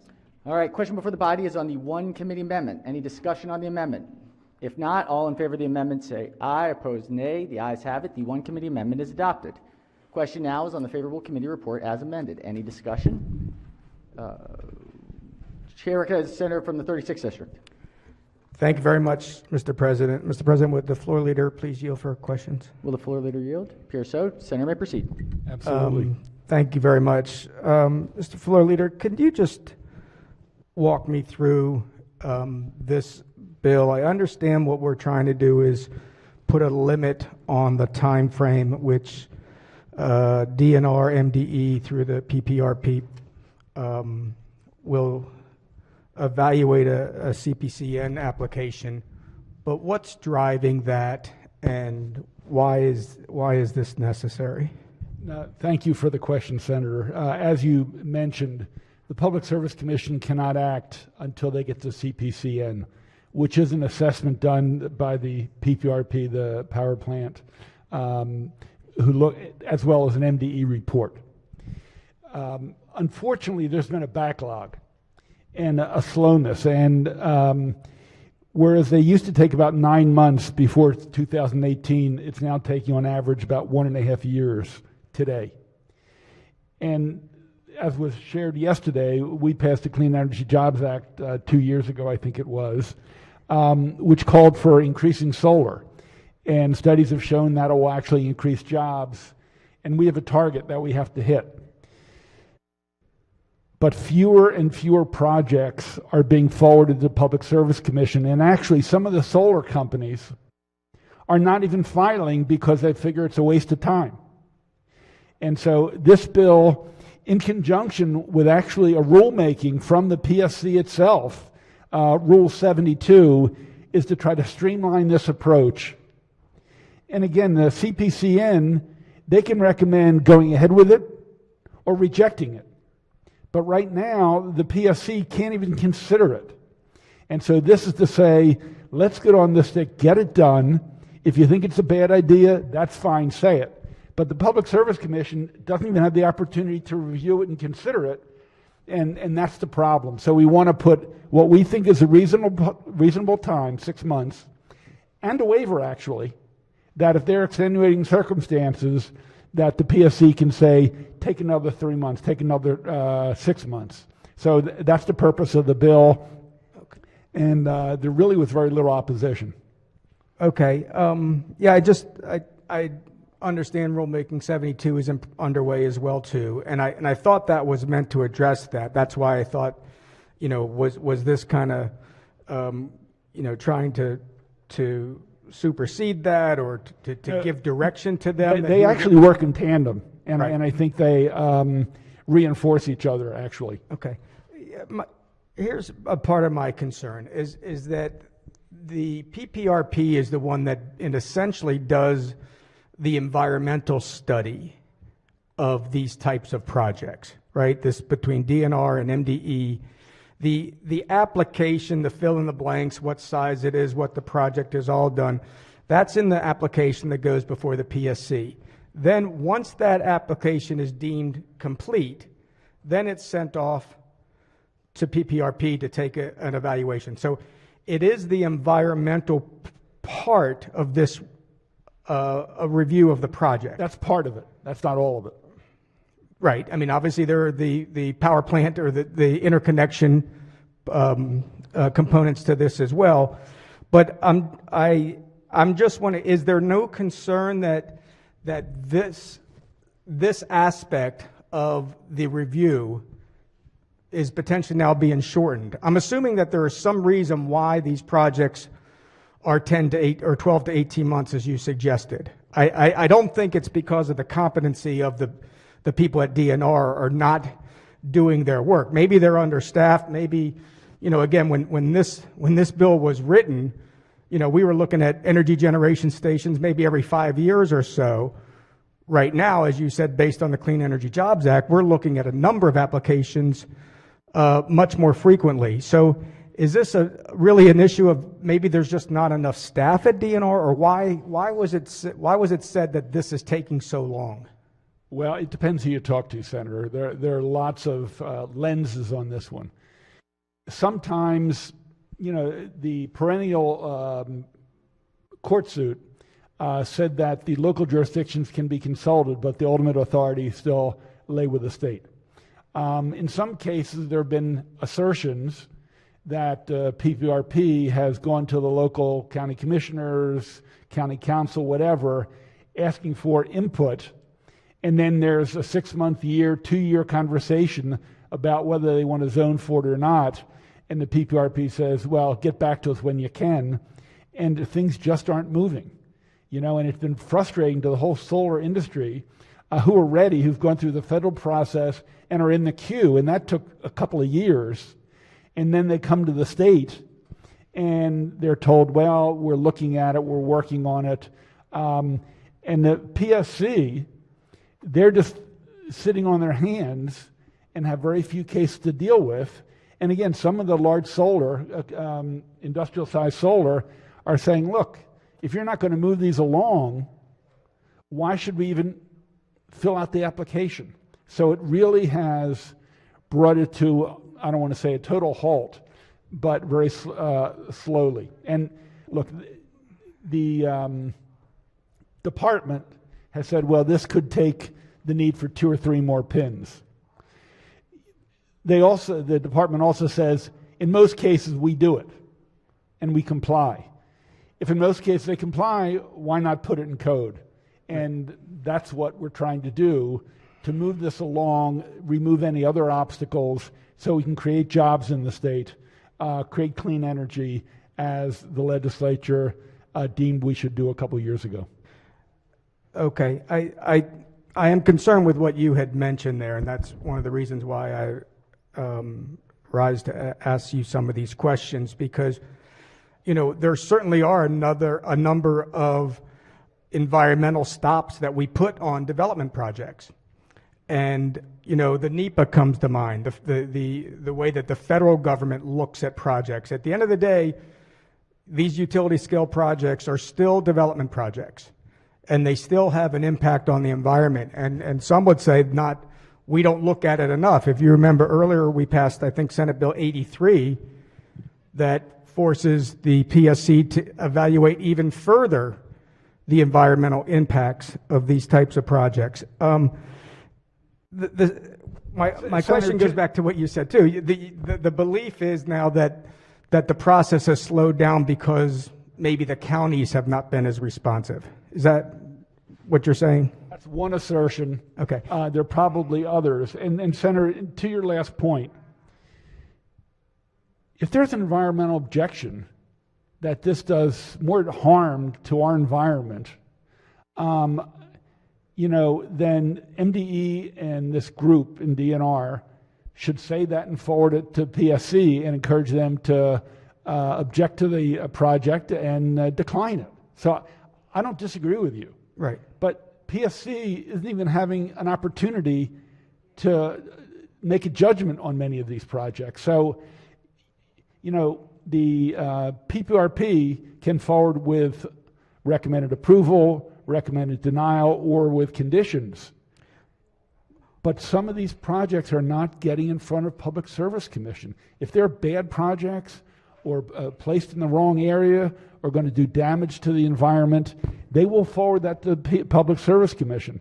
But some of these projects are not even getting in front of the Public Service Commission. The PSC is even frustrated. That's why they moved Rulemaking 72. Right. And they do work in tandem. And with all due respect, I would think we should rather wait for Rulemaking 72 to come back with the suggestions rather than move forward with a hard date. I mean, maybe PSC comes back with that. PSC did not oppose this legislation, Senator. Well, I am concerned about it because of the second part that you talked about, and that is the citing instances. And, as you said, we have passed legislation to allow the counties to be a little bit more involved in where these massive utility scale solar projects are going. And, a lot of counties, especially those on the Eastern Shore, are having to really absorb all of these projects based on the policy changes that we've put in place. Other counties have come back. Just recently, we had a county came back and said, hey, this area of our county is completely off limits. It's not going to happen there.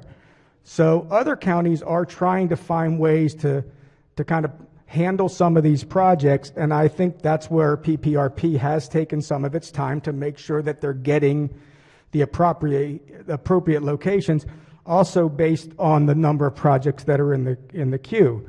I think the PPRP evaluation is kind of what stopped the project down in southern Maryland, the Georgetown project, that was going to have to cut down all of those trees in order to do the solar project. So they do play a very important role, and I'm just not sure with the hard deadline, if they get to that deadline and they haven't made a decision or haven't finished their evaluation, is this just a deemed approved type of thing, or what is the consequence of not getting to that final recommendation? First of all, Senator, we actually adopted an amendment that I think the agency recommended. I saw that. A lower level saying for good cause. Good cause. So right. it's not. It is a fairly hard stop, but it's not a total stop. And if they think they need more time and can make a good reason rather than just dragging their feet, PSC is going to say complete your job. So we understand that situation could arise, and that's why we adopted that amendment. Okay, I did see you change from undue hardship to good cause, and so I guess just to my last question, at the end of the review, if they have for some reason feel that they can't meet this deadline, I mean, I know good cause is not defined, but hey, we just didn't have enough time to complete that, is that quote unquote be considered good cause? Well, it seems to me that's up to the Public Service Commission. I don't appoint the people of the Public Service Commission, the governor does. Right. And they will make a judgment if they feel it's good cause or there's foot dragging. And Public Service Commission, first of all, can take the recommendation of the PPRP or they can reject it. That's right. Public Service Commission at the end of the day is the authority in charge. So if they make a judgment that this is bogus, they're going to say, we're going to look at what you got. Now, if they don't have the environmental impact, they're probably going to tread very lightly because it can go to court. I mean, they understand that better than I do. Right. So, their counsel will help decide how much to push the PPRP and whether they have enough documentation to move forward and to resist any lawsuit, or whether it's foot dragging and they're going to say, we gave you enough time, do your darn job. Okay, so you're going to lead me to one final question then. Could then the that last time. I know. Could then the PSC approve a CPCN application without the PPRP recommendation? I believe they can. I believe they can. I believe they can. Okay. I don't want to say it with 100% authority, but I believe they can. Because right now, I asked the Public Service Commission chairman, and he said even if there's a recommendation for denial, they can say thank you, but no thank you. So my guess is they can. They could. Okay. Okay, Mr. Chairman, thank you very much. Mr. President, thank you. Thank you. Chair recognizes Senator from District 15. Yeah, Mr. Chair. Will the chair yield for a question? Yeah, just quickly, Mr. Chairman, just a couple. First Senator, of all, I think proceed. this is a good bill. I just want to just clarify two things. Number one, you just alluded to a Court of Appeals decision.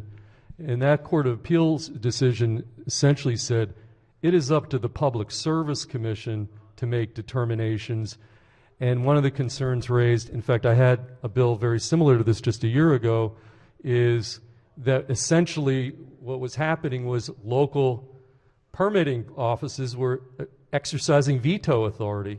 And the Court of Appeals decision was essentially largely moot. So the one question, just substantive, that I do have, by establishing this deadline at the PPRP level, just connecting the dots, how does that then in turn put some pressure down on the local permitting folks to act quicker and not drag their feet? I just want to connect that back because that was seemingly the problem last year when we heard testimony on this bill. Well, first of all, Senator, you're much more knowledgeable than I am on this issue, so I would bow and yield to your knowledge.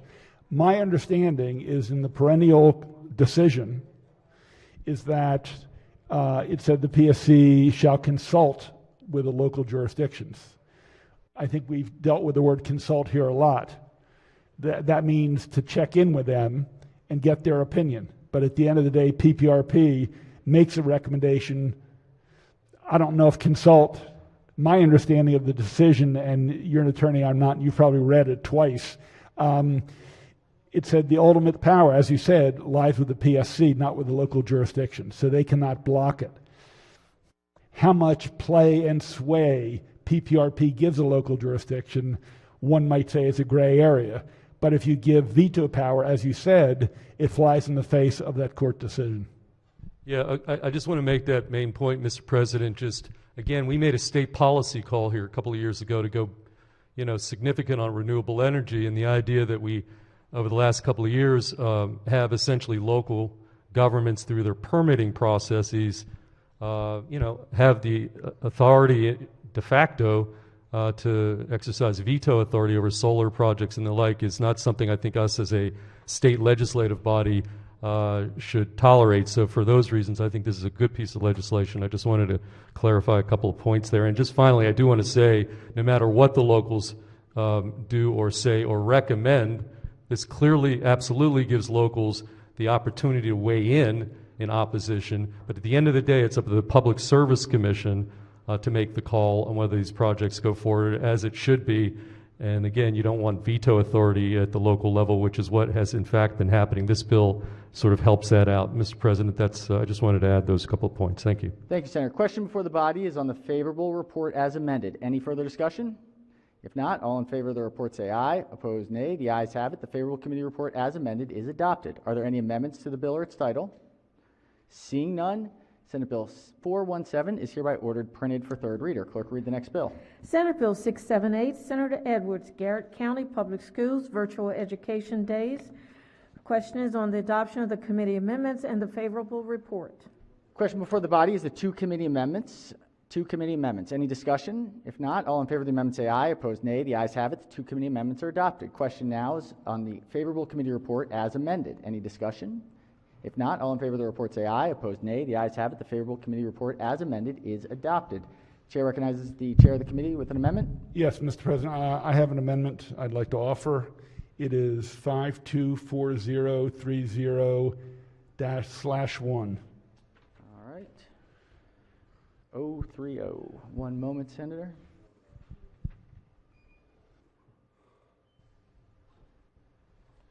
Senator may explain the amendment. Thank you, Mr. President.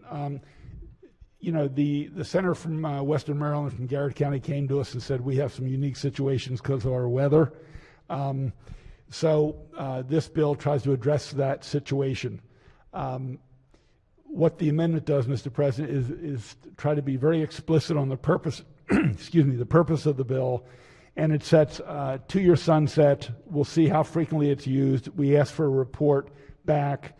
We say it's for a countywide closure of a school system, and it's primarily as a result of weather conditions. So I think I've checked with the sponsor, and I think he's fine with it, so I'd move the Pinsky amendment. The floor leader moves for the adoption of the committee amendments. Any discussion? Are there any objections to the senator's amendments? Without objection, the amendments are adopted. Are there any further amendments to the bill or its title? Seeing none, Senate Bill 676 is hereby ordered printed for third reader. Clerk, read the next bill. Senate Bill 683, Senator Kramer, Election Law, Permanent Absentee Ballot List. Question is on the adoption of the committee amendments and the favorable report. Question before the body is on the four committee amendments. Any discussion? If not, all in favor of the amendment say aye. Opposed, nay. The ayes have it. The four committee amendments are adopted. Question now is on the favorable committee report as amended. Any discussion? If not, all in favor of the report say aye. Opposed, nay. The ayes have it. The favorable committee report as amended is adopted. I believe there may be some amendments to the bill or its title. Chair recognizes the minority leader. Thank you. I have an amendment. Senator has an amendment. Just if the senator could give us the number. Sure. It's SBO 683/873029/1. 29. Just one moment.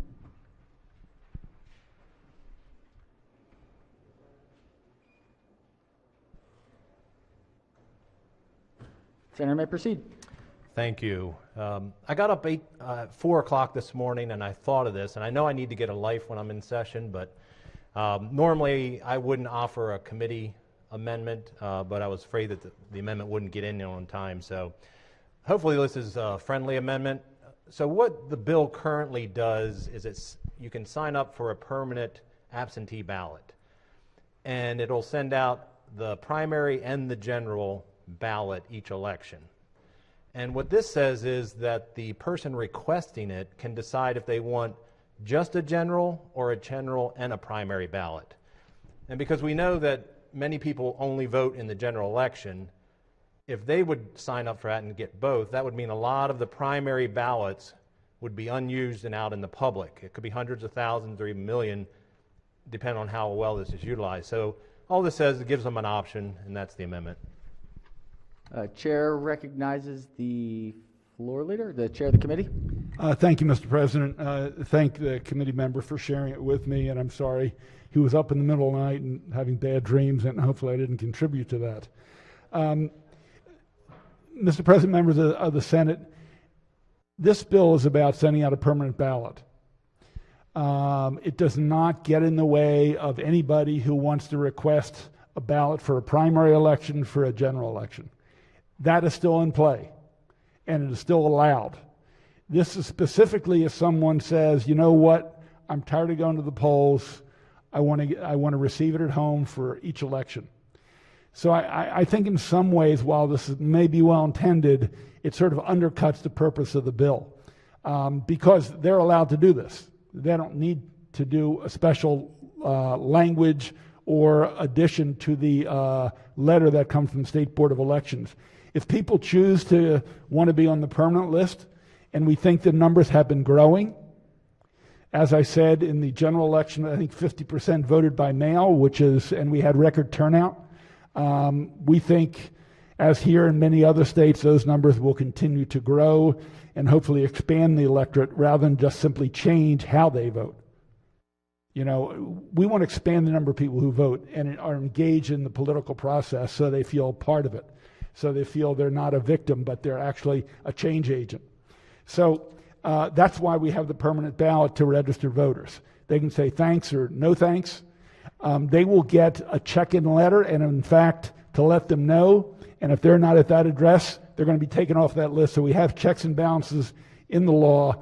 I think this actually would weaken our purpose here, and it does not exclude this from taking place now. So I would urge a red vote with all due respect to the maker of the amendment.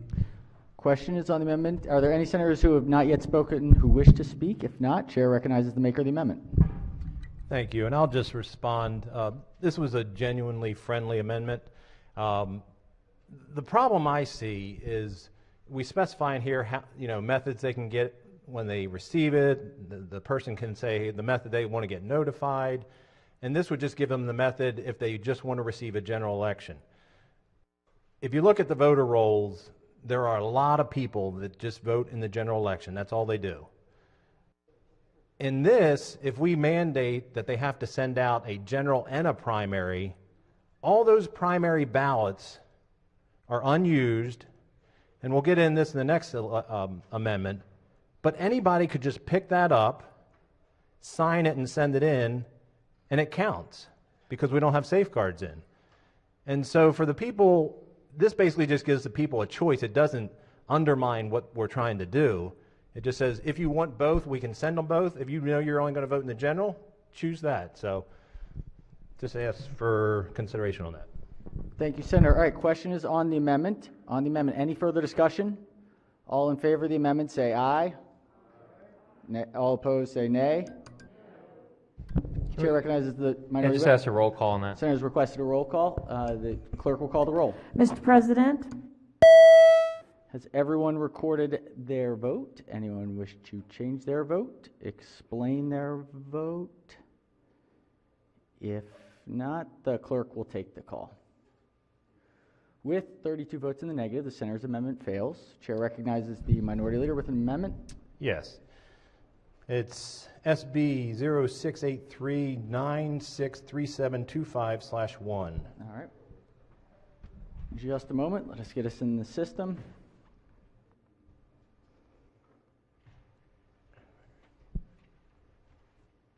Oh, Senator may explain the amendment. Thank you. It's a very simple amendment. It just allows the state to look into putting proper safeguards into our system. It asks the Board of Elections to look at what other states are doing for signature verification and then simply come back and give us a recommendation. That's all it does. Chair recognizes the floor leader. Yeah, thank you, Mr. Senate President. You know, if we're to look at other states and what they're doing with voting access, why don't we start with Georgia?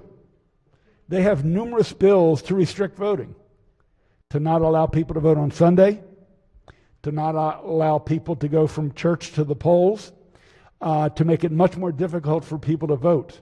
I think here in Maryland, looking at Georgia and a number of other states, over 164 bills have introduced to restrict voting, having to show 2 or 3 pieces of documentation, identification, checking your handwriting, all with the purpose of reducing the electorate, not increasing the electorate. So, Mr. President, I think this moves us in the wrong direction.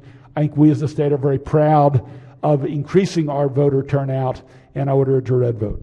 Thank you, Senator. Chair, are there any further discussion on the Senator's amendment?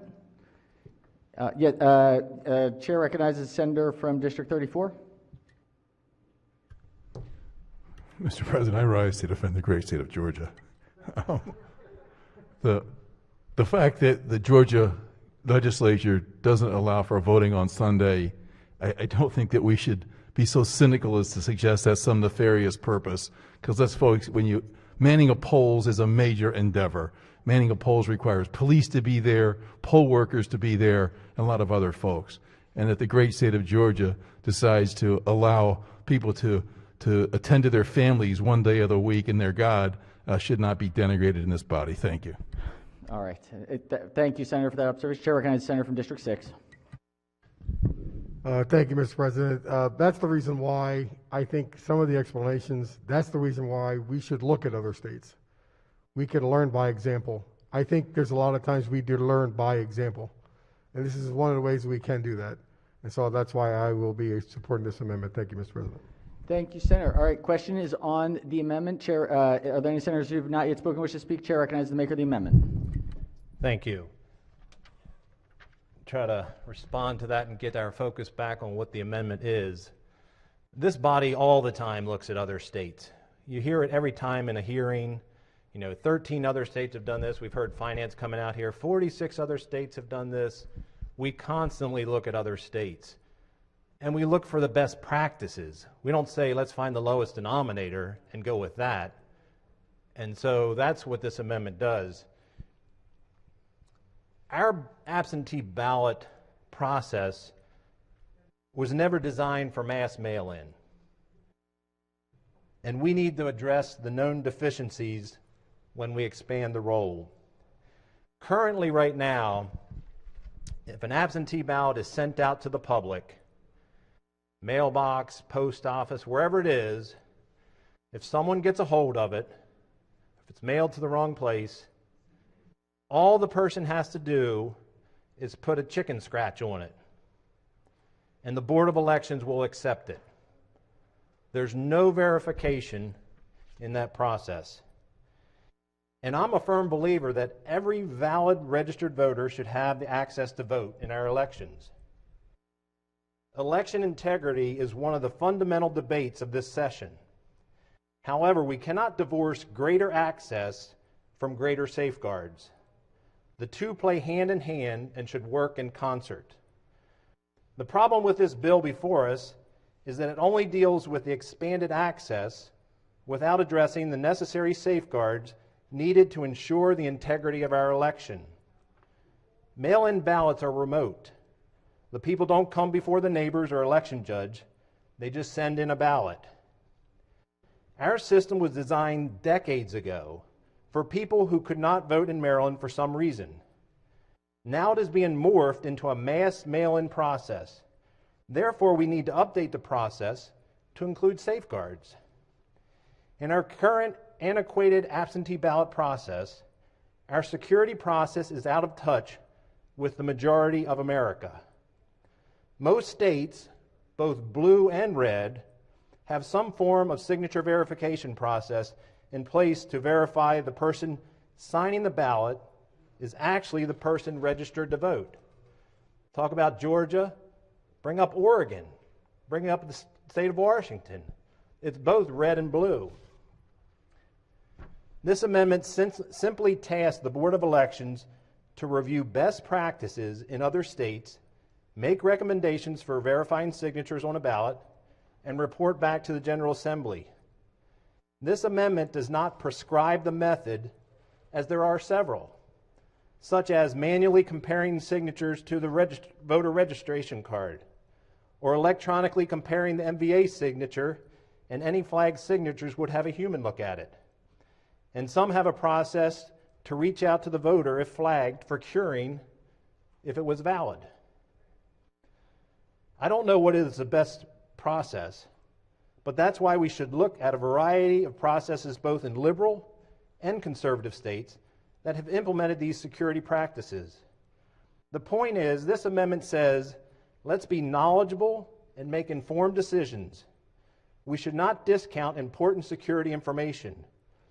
We should be willing to look at the facts and make an informed decision, especially when it involves the integrity of our election. Thank you. Thank you, Senator. Chair recognizes the Senator from Montgomery County. Thank you very much, Mr. President. Would the maker of the amendment yield for a question? Will the maker of the amendment yield for a question? Sure. Senator may proceed. Thank you very much. Good to see you. Just was wondering if you could tell me how many documented cases of voter fraud there was this past year? In Maryland or throughout the United States? Maryland.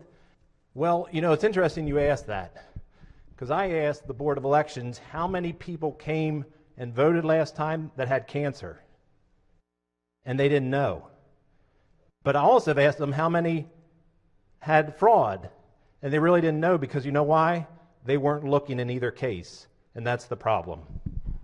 I mean, from my understanding is obviously the state of Maryland is doing all we can to make sure people have access to voting, and also documenting if there's cases of voter fraud. They wouldn't necessarily be checking to see if people are coming in with cancer. But what I'd like to do is after we discuss this, if we could do a roll call on this amendment, I'd appreciate it.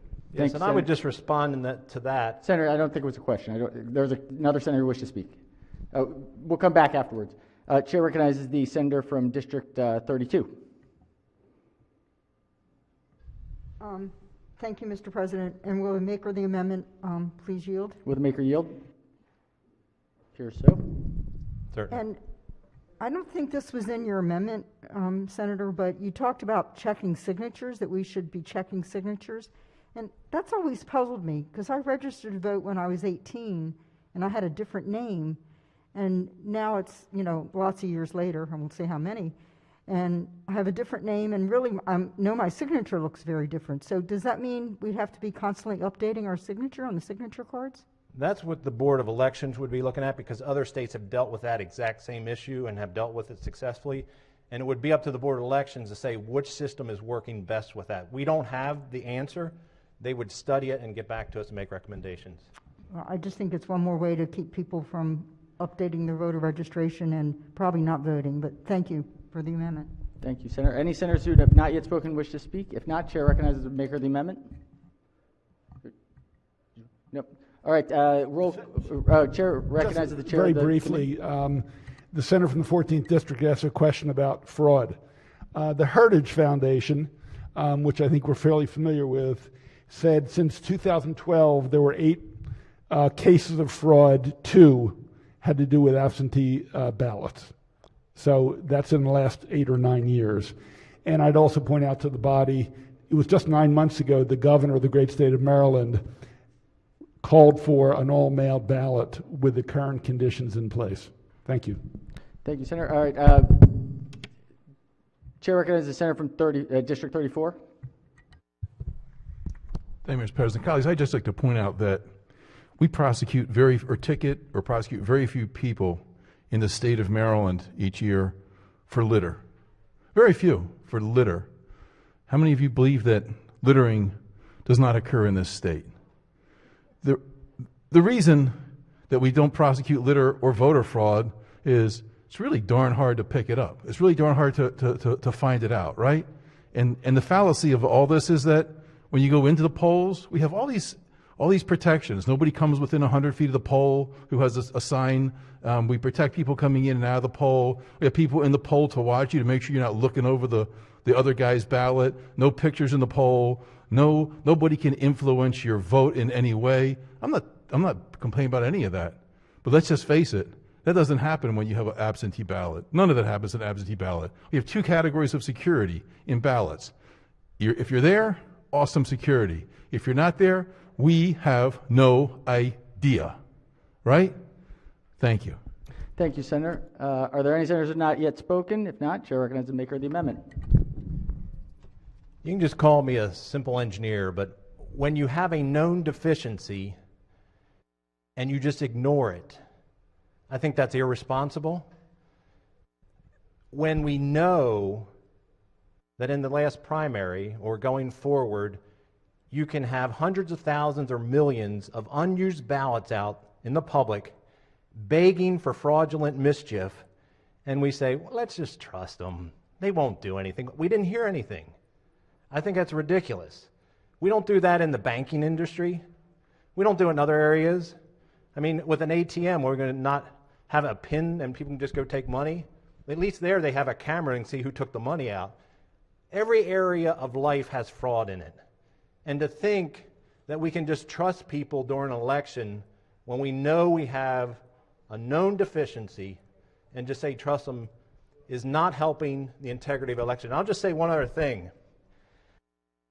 Independent of your party or what your beliefs are, this last election has undermined the faith in our election system. And you can say it fairly or unfairly, but that's the perceptions of tens of millions of people in America. And we can just say we ignore that, but I think it really hurts our democracy.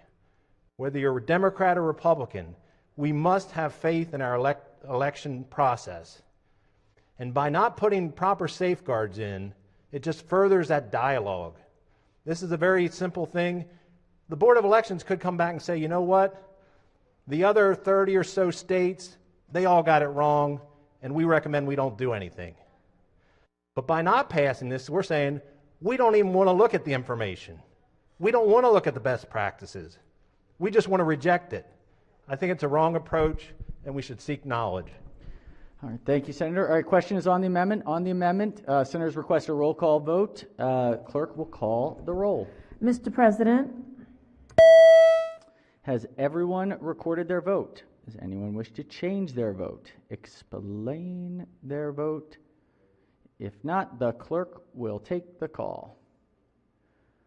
With 32 votes in the negative, the senator's amendment fails. Are there further amendments to the bill or its title? Chair recognizes the senator from District 5. Thank you, Mr. President. I do have an amendment, and I can give you the number. I did email it, Mr. Chairman, to you about 20 to 30 minutes ago. I only got it about that time, so my apologies for not being able to share it sooner.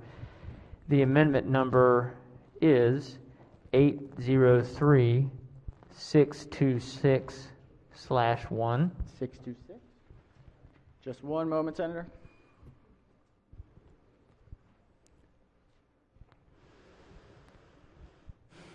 Senator may explain the amendment. Thank you, Mr. President. This is actually a pretty simple amendment, and I would hope to have support for it. Basically, this bill is dealing with setting up really a whole new system of having people be able to just put their name on a list and receive an absentee ballot regularly in every election from henceforth. There has been an issue that has developed over the past several years, but I think in the last election cycle or two, from 2018 till 2020, it sort of reared its ugly head, the issue of ballot harvesting. And actually, if we're being completely honest, the most high-profile case was from my side of the aisle in North Carolina. There was a Republican candidate for Congress that had a ballot, basically had somebody, a firm doing ballot harvesting for him, and he got in big trouble for it. But in some states, it's totally legal. Here in Maryland, the state law, as near as I could tell from what I researched, is silent on the issue of people collecting ballots and submitting them. And certainly, if I have an elderly relative or a person in my household or maybe even a close friend that needs help, the idea of me taking their sealed ballot and putting it in a drop box or delivering it is, we don't want to preclude that or exclude that. But what my amendment would simply do would limit it and say that a person may not pick up and deliver more than 10 absentee ballots during an election. And I just want to explain a little bit more as to why I think that's important. And 10's actually a lot. I can't imagine that many people. That'd be a big family, or maybe somebody involved in a church that may know some elderly people in a church or in a community. What we don't want is people going around advertising that advertising in the sense of going around telling people, I can take your ballot for you, so you don't have to bother taking the ballot to the polls or dropping in the mail. I'll take care of your ballot. I'll deliver it, make sure with the postal issues we've had, make sure that it gets there. We just want to avoid that ever being an issue, and this would simply say you can take up to 10 ballots on behalf of somebody, but that's it.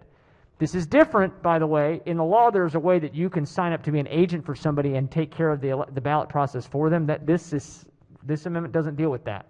That's a different process. This is just limiting it and saying if you pick up, we don't want to have more than anybody picking up more than 10 ballots and delivering them on behalf of somebody, on behalf of 10 people. You don't want people running through neighborhoods doing this kind of thing. So that's my amendment, Mr. President, and I would move it and ask for a favorable report of the amendment. Thank you, Senator. Senator has moved the amendment. Chair recognizes the floor leader. Yeah, Mr. President, I would urge a red vote. You know, we currently have laws on the books. If you want to collect multiple, you have to file a form as an agent. That's already in the books, and there are penalties on the books if someone takes such action without being someone who has filled out as an agent to do this item. I was aware of what happened in North Carolina. A Republican in a congressional race was doing just this.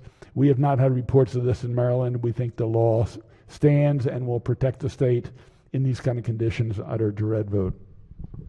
Thank you, Senator. Chair recognizes the minority whip.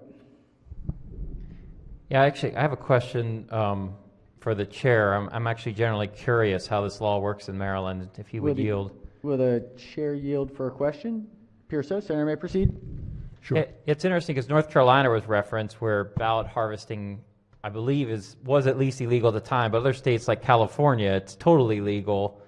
So there's a mix of states that allow it, and I'm actually generally curious what Maryland allows. So if you go down and you register as a agent, and I'm familiar with that. I think I'm aware of in other campaigns where people did that. But how many ballots can you take in if you're an agent? Is there any limit on that? The current law says for each ballot you take from a voter to deposit, you need to fill out a form. So that's fascinating. So you have to fill out, I thought if you registered as an agent, you could go take as many as you want. So if you register as an agent, you can only take in one at a time. Right. Now, to be very honest with you, if someone is sick and they give it to their son or daughter or spouse, has that been happening in the state? It may very well be. I do believe if someone came with 10 or 20 or 30 ballots, people would start to raise eyebrows and then check for whether they had approval.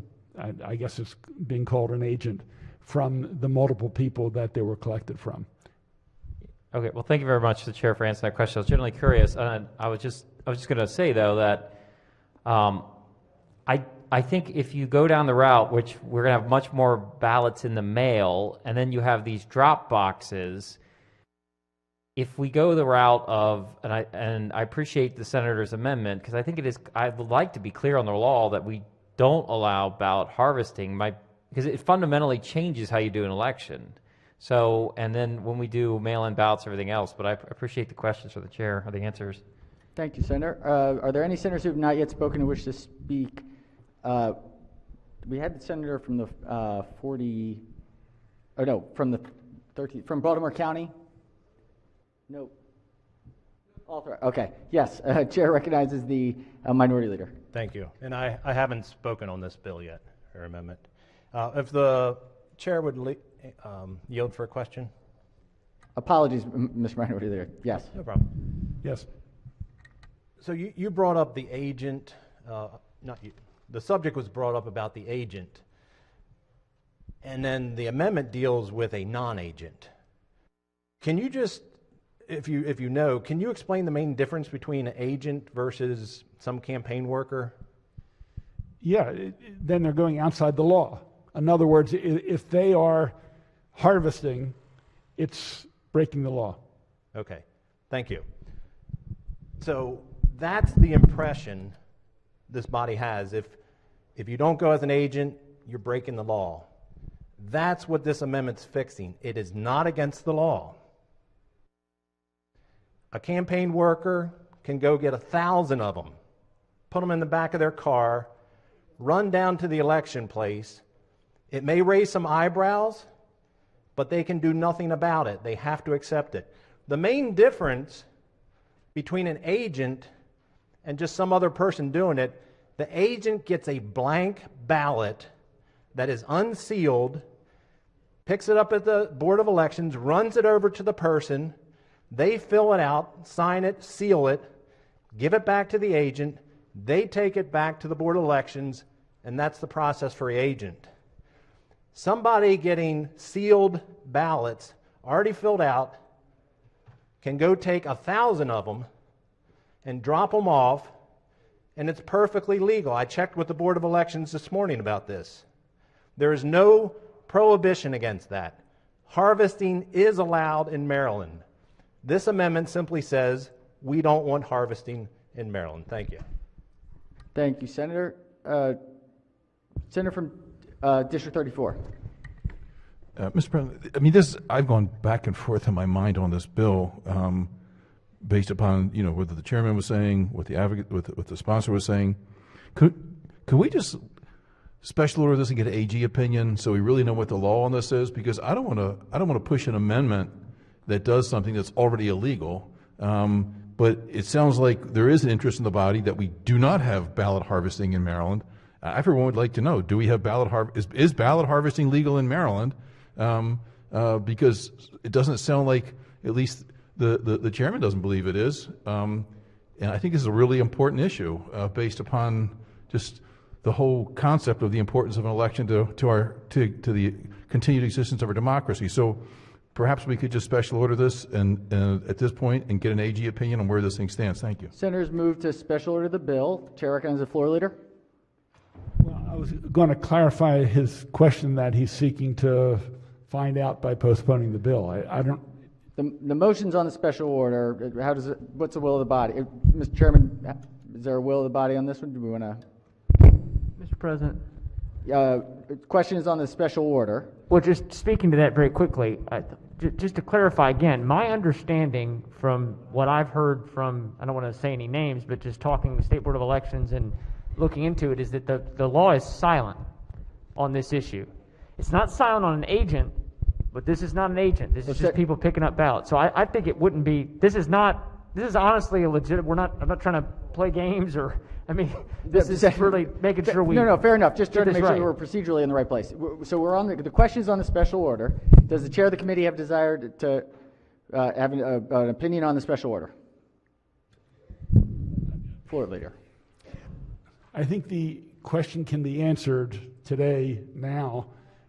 I spoke with committee counsel who has read the annotated code, so I can give an answer. So I guess in that respect, because I think this bill is important to the state, okay, I would resist the special order and continue the debate. Question is on the special order. Yes, Chair recognizes the minority leader on the special order.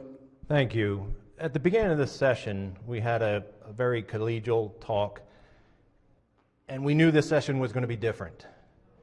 And we asked for courtesy when we were asking for a day to look at something. We are just asking for a day. This crossover isn't until Monday. It has several readings before that. We're just asking for one day, not trying to stop the bill from getting over crossover. I think it's a valid request and would appreciate the consideration. Just to clarify with the senator from District 34, is the special order to the second session, was that the time by which the senator would be interested in special ordering the bill? I don't pretend to know how fast the folks in the AG's wing here can turn around. I mean, that's fine for brilliant. Me if they can. Sure, I'll be glad to make the request immediately, Mr. President, if that's your question, and hopefully they'll have an answer for us. Okay, but the special order will be to special order the bill to the second session today. Thank you, Mr. President. Are there any objections? Is a floor leader opposed to the special order? Appears not. Without objection, or all in favor of the special order, say aye. Opposed, nay. The ayes have it. The bill will be special ordered to the appropriate time at the second session today. All right, time check. Oh, it is 1 o'clock. All right, senators, it's 1 o'clock. Committees have got to get to work. Let's just do a quick check-in here, just so that we are clear. We've 4 bills done today, not really fully done. We've got on the desk at the moment just about 53 second readers, 4 special orders, 22 third readers, and 2 consent calendars. So just so that we all know, any bills that are in committee need to be voted out of committee. We've got 53 second readers, or floor reports that still need to be done. No, we're going to recess. So we'll special order the bill that's on this calendar to the first order of business for the second session today. We'll recess. We'll come back today at 6 o'clock, 6 p.m. And, we got a lot left on the desk right now. So anything that's in committee that hasn't gotten here, we are where we are.